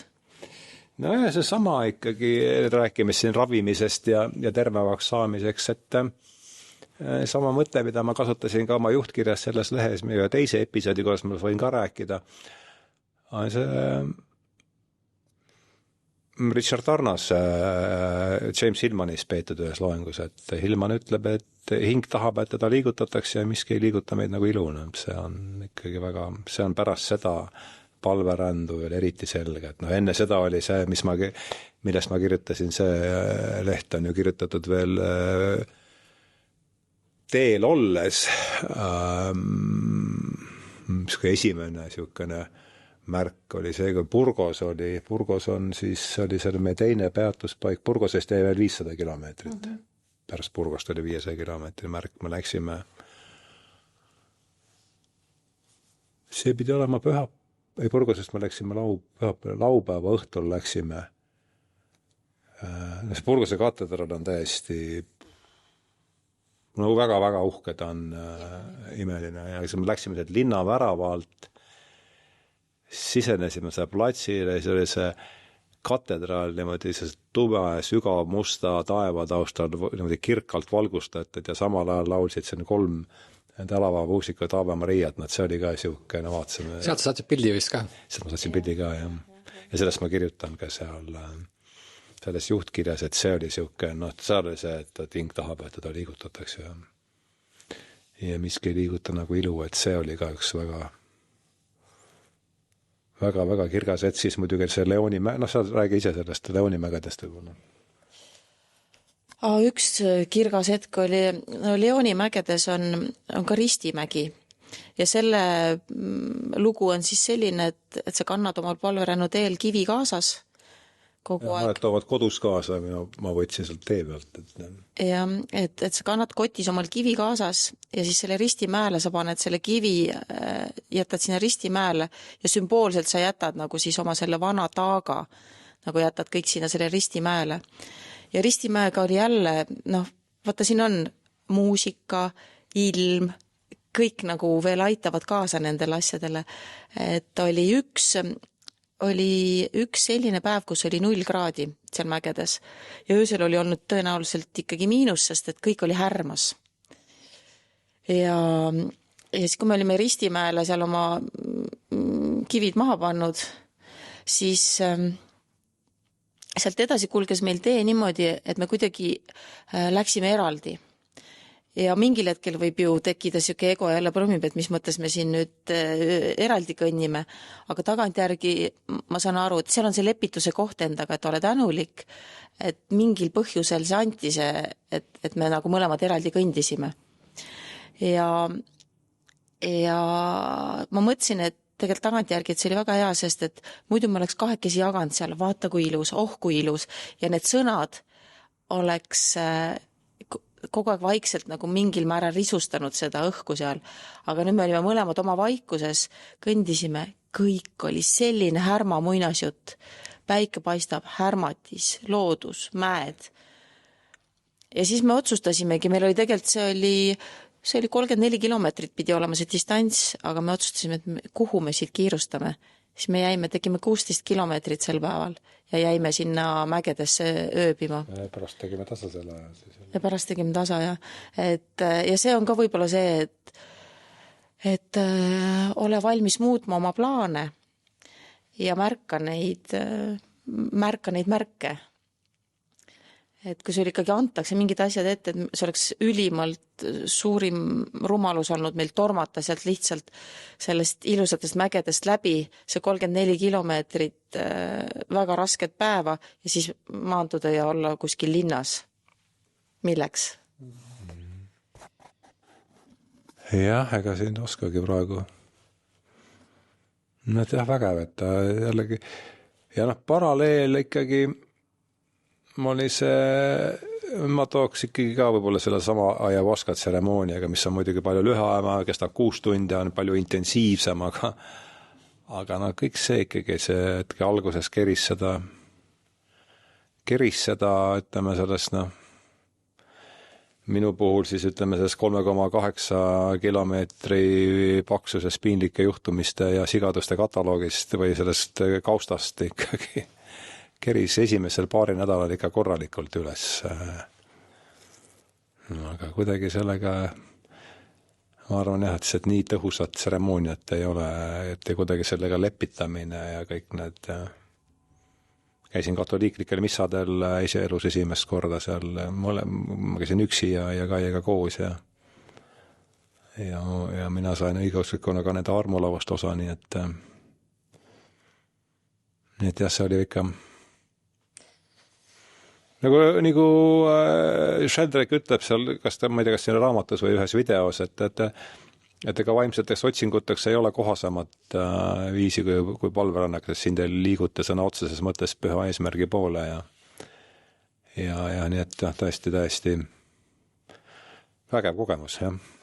Ja need väiksed kirikud ja väiksed kabelid, mis tee peal on ja see rada läheb läbi ikkagi sellistest kohtadest, kus midagi on enam-vähem kogu aeg. Aga võib-olla ühe asja veel lihtsalt, kuna sa puudutasid seda, et alguses viskas üles igast jama ja üks päev oli eriti morn seal, sattusime Los Arcosesse ja oligi morn ja sel päeval oli kõige niisugusem nadim alberg, ma ütleks, et niisuguse pisikses ruumis oli need 10 nari ja see ruum oli tõesti väike ja ta oli ka natukene niimoodi keldrikorrusel veel ja nagu kõik asjad kuidagi tähtede seis oli kehv ühesõnaga. Ja siis me tahtsime minna, et okei, et mis me seal albergiski passime, see oli Halloweeni õhtu veel, 30. november. Nii et siis lapsed, 30. oktoober ikka. Jah, 31. oktoober, jah. Ja lapsed valmistusid seal on, lastel on suur Halloweeni pidustus, lapsed valmistusid selleks seal. Ja mõtlesin, mis me seal albergiski siis passime, kus pole väga mõnus olla, ja läksime vaatama, et kas missa on. Missa pidi toimuma kirjade järgi, aga me istusime suur kirik oli, istusime 2 seal kirikus. Ja siis hakkas tulema järjest inimesi, aga keegi ei tulnud sinna kirikusaali, vaid kõik läksid ülesse. No ja meie siis mõtlesime, omas tarkuses, et me oleme siis vales kohas ja läksime ka sealt kohe trepist üles sinna ülesse ja sattusime kooriproovi, et koor hakkas seal proovi tegema ja alguses kuidagi tundus, et me peame ära minema sealt, et kuna kool, aga nad olid väga sõbralikud ja kutsusid meid siis ikka sinna enda juurde istuma. Ja see oli kõige, ma arvan, üks naljakamaid kogemusi, kus me siis lihtsalt olime osa kohalikust kooriproovist, millest me mitte midagi aru ei saanud ja muidu ei saanud kaasa lüüa, kui lihtsalt istusime seal niimoodi. Ei oli, jah.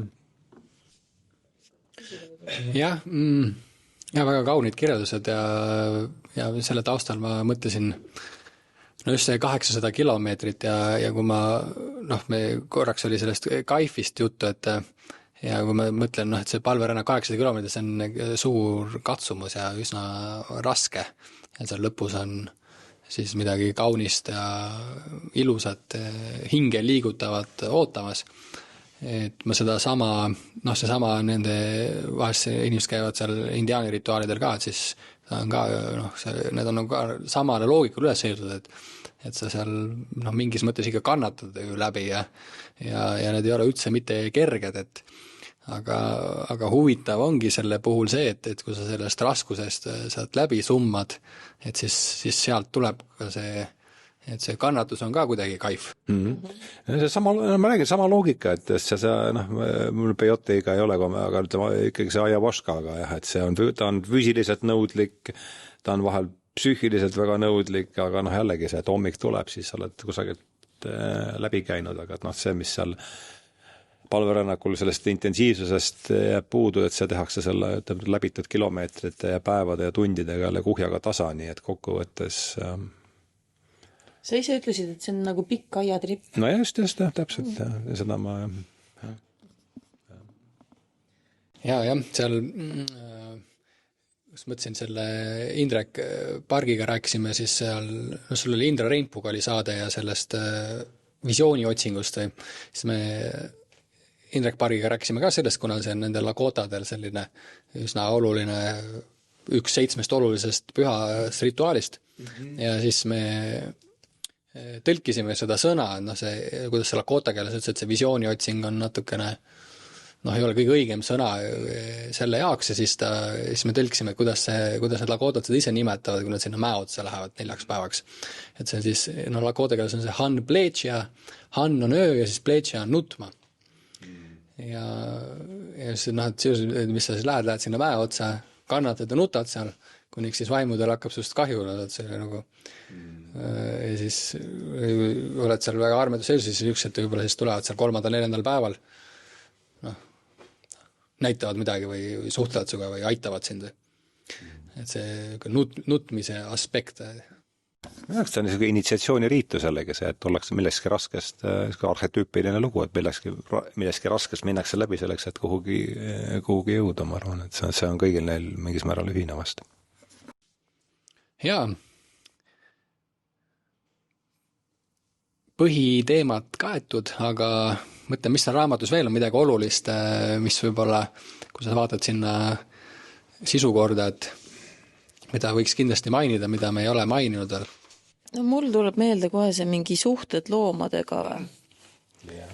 Et kõik, loodusest on siin täna juba olnud päris palju juttu, aga see sama suhted loomadega ka. Jälle, mis ma olen kuidagi, eks igalühel on omad kogemused, aga oma kogemusest olen märganud, et mul on lastel kassid ja kass tuleb, kui sul on kuskilt valus näiteks, kass tunneb selle ära, kass tuleb näiteks kõhu peale magama ja need on täpselt sellised, ja kui sul on muidu paha tuju, teine inimene ei tee sul tuju võib-olla paremaks, sest et hakkavad mingid, ma ei tea, kas energiat oma vahel põkkuma või mis iganes. Aga see kass tuleb lihtsalt ja nurrub su ümber või kuskil läheduses, et see ikkagi mõjub tervendavalt. Ja, paastumine on siin küll läbi käinud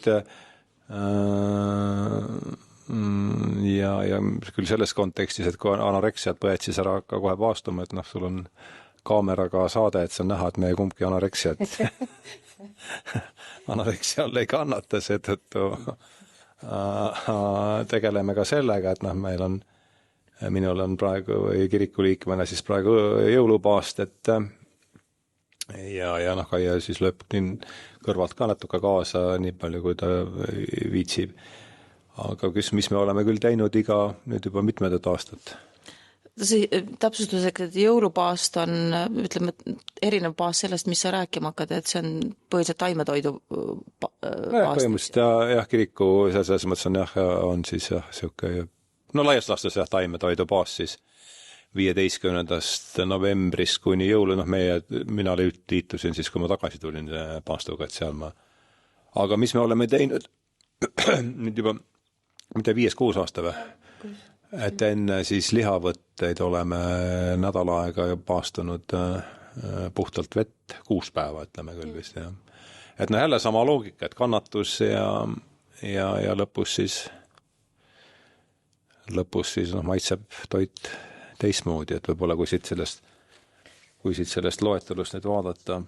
Seal on 2 asja, et kannatus on üks ja teine on ikkagi see puhastumine, et see vaimne, ma nimetan küll kirgastumine, eks ju, aga et see vaimne heaolu saab tekkida sellest, kui sul ei ole kehas nagu liiga palju igasugust, ma ei tea, ükskõik, jääkained või mürgid või mis iganes, mis meil igapäevaselt loomulikult tulevad kehasse. Et selles suhtes see veepaast on jälle väga hea.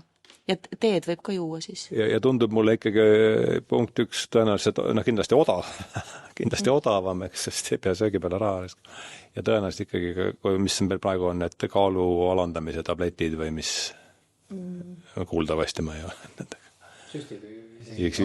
Ozempik või mis nad seal teevad, et... Nii et tundub, et see on... Tundub. Aga... jah. Üks asi tuli mul veel kodus meelde, kui ma mõtlesin selle eeloleva, ütleme, et üks meie sükkeela. See tuli ka see tuli palve kontekstis, aga see kehtib kõigi nende vaimsete praktikate kohta, et tegelikult üksikasjadesse minemata, aga et põhjus, miks ta nendega ei tegele või ei taha tegeleda, on see, et ta on liiga ratsionaalne. Ja tegemist oli sõltlasega ja nüüd on ta lahkunud meie hulgast. Ja ma olen mitu korda mõelnud selle kohta või sellest, et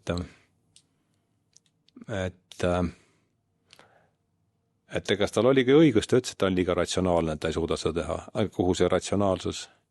Ja samas jällegi teiste, miks ma sellest üldse hakkasin mõtlema, on siin ta selles samas viimases peatükis või 7. peatükis heade harjumuste kultiveerimine, halbadest harjumustest loobumine, lahkhoiak. Seal ta tsiteerib seda, mis on nüüd Russell Brandi, kes ütleb, et alkohooliku ja narkosõltlase käitumine on läbinisti sõge ja kui ta ei saa struktureeritud abi, siis on tema päevad loetud, et see ühest küljest läbinisti sõge käitumine ja teises küljest siis selle raamatute eemale lükkamine põhjendusega, et ma olen liiga ratsionaalne ja mõlemas on, see moment tundus mulle, lihtsalt tuli meelde.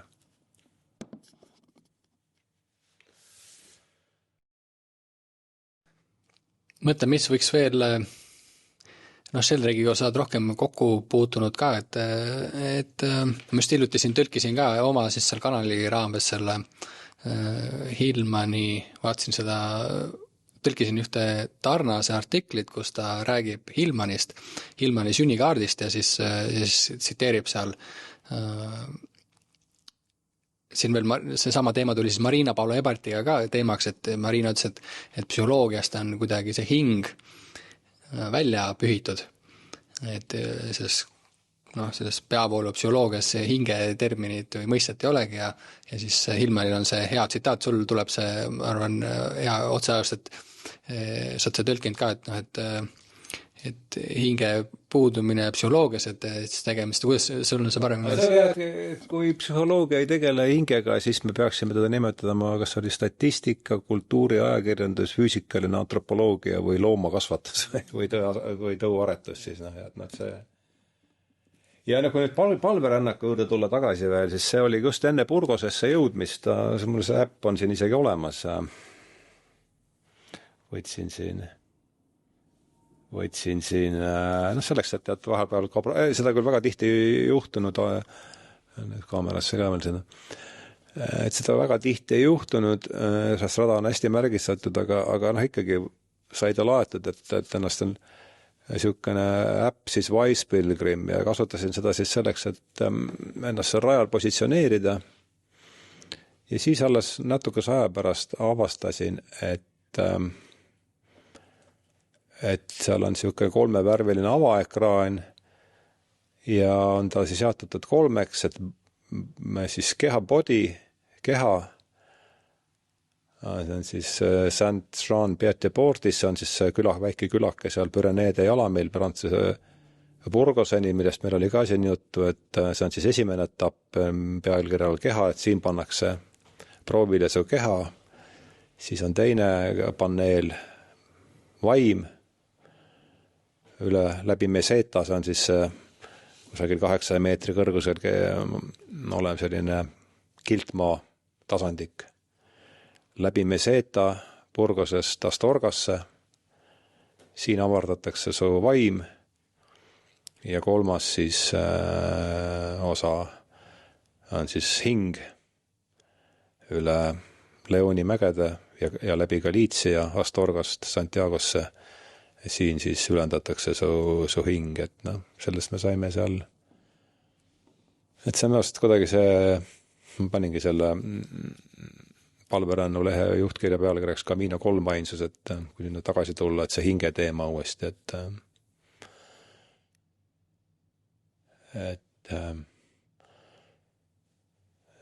jah, see kogemus ikkagi seal Rõõmumäel on, see on see jah, mis ikkagi jääb järelenud aastateks ja loomulikult ka katedraali ette jõudmine, aga mina ütleks, et ikkagi mul see Rõõmumäe niisugune meeleliigutus ja hingeliigutus, see on ikkagi veel, see oli jah midagi üsna erilist.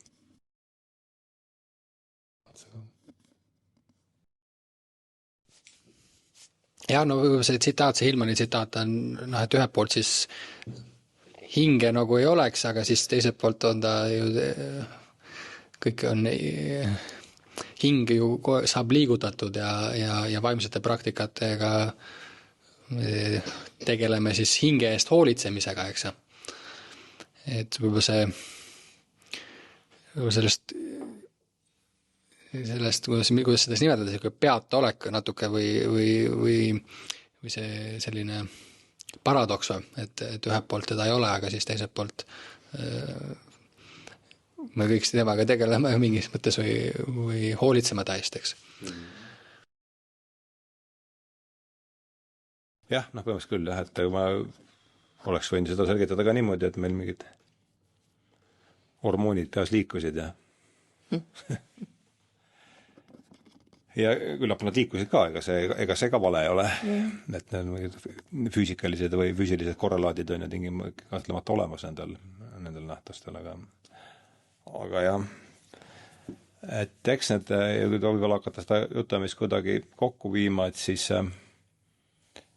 eks ju nende samade, kui me rääkisime siin vaimsetest praktikatest ja sellest, et need on mingid harjumuste omandamine, et eks need uued harjumused ja nende eesmärk on ju viia tajuaparaat teisele sagedusele, et me hakkaksime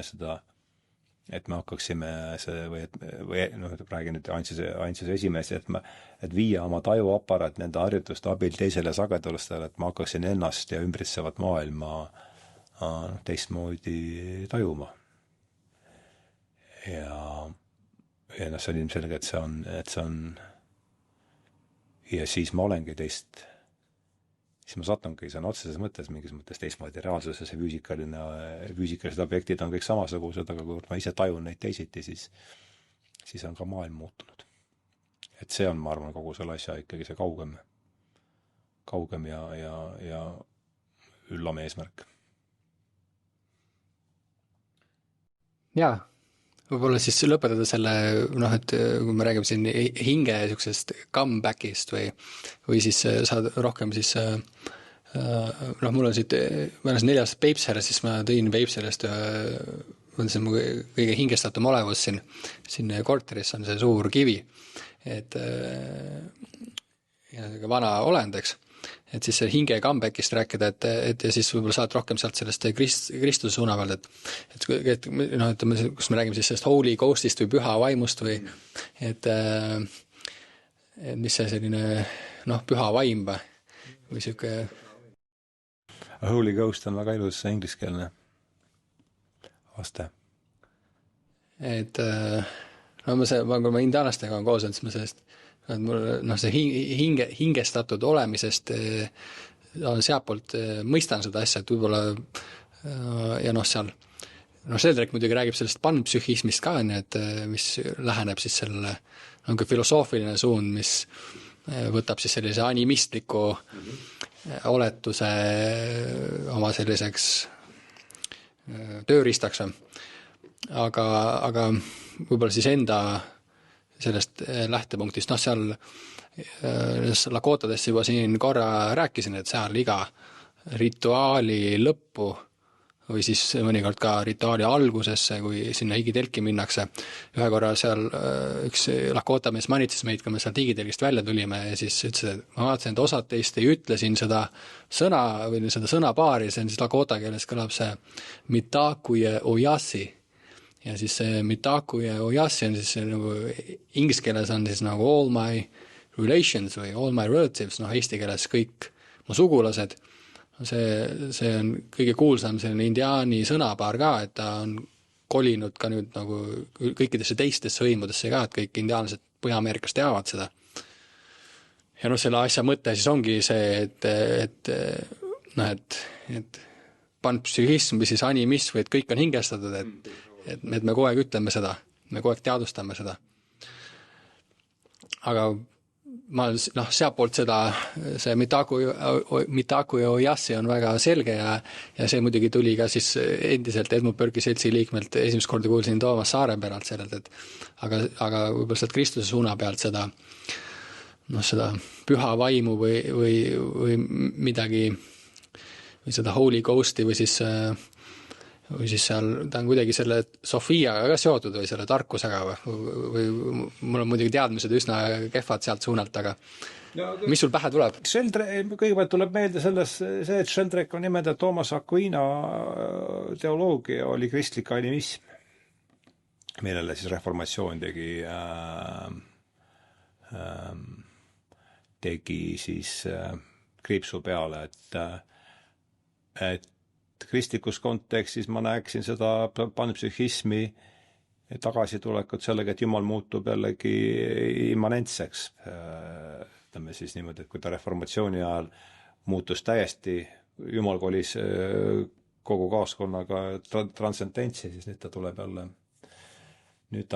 jälle igasse rohuliblesse ja hapuoblikasse ja jänesepoisisse niimoodi tagasi, et see on võib-olla see, kuidas mina seda kristliku teoloogia kontekstis näeksin. Siin on see teise teliaajastu ja kogu see teise teliaajastu ja see teema, et võib-olla niimoodi lühidalt vastaks seda pidi. Ja niiviisi lõppakordina ka, kuidas sa näed seda hinge comebacki, sest mul tuleb see saate algus meelde, et nagu sa ütlesid, et siis 2018 või nii, et olid ju me ei näinud neid teemasid nii palju, eks ju, et mingid teatavad laadi hinge tagasitulekut me näeme, see võib-olla ei ole nii kiire, kui me tahaksime, muidu saab seda hingetööd saab igaüks eraldi teha. Aga teatav tagasitulek ju on toimumas. Nojah, kuidas keegi seda muidugi jälle nüüd nimetab või näeb, on ju. Aga ma arvan, et see tuleb lihtsalt puht reaalsest füüsilisest vajadusest, et ega see kõik, mis meie ümber on, et inimesed, kes selle sees on, me kõik oleme selle sees, et ühel hetkel tekib lihtsalt füüsiline vajadus veel millegi järele. Ja me oleme kõik oskame kopeerida üksteist ka ja mida nähtavamad need teemad on, seda rohkem nad ma ei tea, kuidas ma ütlen siis, mitte pilti ei tule, aga seda rohkem on kergem on nendega suhestuda. Et ma näen seda ja keegi kuskil, kui keegi juhtub kuskil eeskuju olema, siis ma võtan nagu kindlasti sellest ka osa. Aga ma arvan, et see tulebki väga erinevat viisi, et me oleme kõik ikkagi väga killustunud väga erinevatesse huvigruppidesse. Ja nii vähe või palju, kui me kristlastega kokku puutume, siis sealt mul on nagu, paar korda mul on sealt kõrvu jäänud ja mis mulle väga-väga meeldib, on see, et seesama oikumeenia ehk et üle erinevate religioonide nagu selline ühtsuse, et ma näen seda püüdu sealt või olen tajunud seda püüdu ja see mulle väga meeldib. Ja kes ei ole kristlased, ma arvan, et see tekib väga lihtsalt praktiliste, see, et oled looduses ja sa tunned, et sul on looduses hea ja mingil teistel huvigruppidel või ideede omajatel tekivad jälle kuskil teistpidi, et ma arvan, et see nakkumine tekib ikkagi siin läbi looduse, läbi muusika, läbi selle ilu otsimise ja ise loomise. Et see on ka, ma arvan, väga oluline, et me ainult ei taha saada, vaid me pakume ise ka vastu. Et ja kõik muutused hakkavad ikka üksikisikust, nii et küll läheb. Jaa, aitäh, Ardo ja Kaie, kes siis veel ei tea, siis Edmund Burke'i Seltsi YouTube'i kanal, siis seal Tähenduse teejuhide podcastid, seal üle 250 saate juba või rohkemgi, siis Tähenduse teejuhid Postimehe vahel kord kuus. Raamatusari täpselt, millest täna oleme rääkinud, siis Rupert Sheldrake'i teadusvaimne praktika ja kuidas minna edasi ja siis seal on veel raamatusarja, saab siis Burke'i kodulehelt vaadata burke.ee ja aitäh selle töö eest, mis teete, et mul on huvitav, ma nüüd jälle liigun rohkem ringi erinevatest seltskondadest ja siis sealt jälle kuuleb, et keegi loeb lehti, keegi kuulab saadet, keegi loeb raamatuid, ütleb, et kui oleks olnud seda Ardo saadet, siis ma polekski saanud muutuda noortete inimeste, et kuulan ja et see on huvitav, või siis keegi räägib, et Rupert Sheldrake ja need vaimsed praktikad, siis vahepeal ma olen iitsatanud, et ma olen tal külas käinud ka ja siis vahepeal ma olen jäänud suu lukku pealt ka, pole rääkinud, aga tore on näha, et seda, kuidas see, mida olete ju teinud siin juba pikka aega, eks juba 10 aastat varsti ja et sellel on tugevad mõjud palju kaugemale. No seda on küll rõõm kuulda. Eriti ma ei tea, kas peale palverännakut on see kuidagi enda sagedus liikunud ka teise sagedusega, järjest enam ma kuulen siit ja sealt, et on kuidagi jõudnud asjad, ma ei tea, sul on vist ka, ma olen rääkinud sellest omavahel. No ikka läbi, ma arvan, see on see sama vajadus, et lihtsalt tekib füüsiline vajadus kas või mingi teise vaate järele.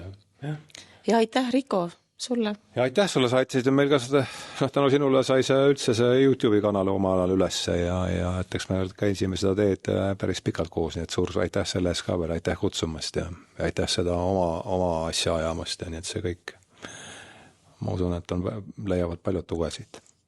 Jaa. Pusime edasi. Kena, hästi, jätkame harjutusi. Kiire teadaanne, me räägime hetkel vaimsetest praktikatest ja astroloogia on üks vanimaid neist. Olen valmis saanud uue eestikeelse astroloogia tarkvara nimega Astrotark. Seal saad uurida enda sünnikaarti ja käesolevaid transiite, arhetüüpseid seise, mis sind kõige rohkem mõjutavad. Mine vaata, 7 päeva saad tasuta proovida astrotark.ee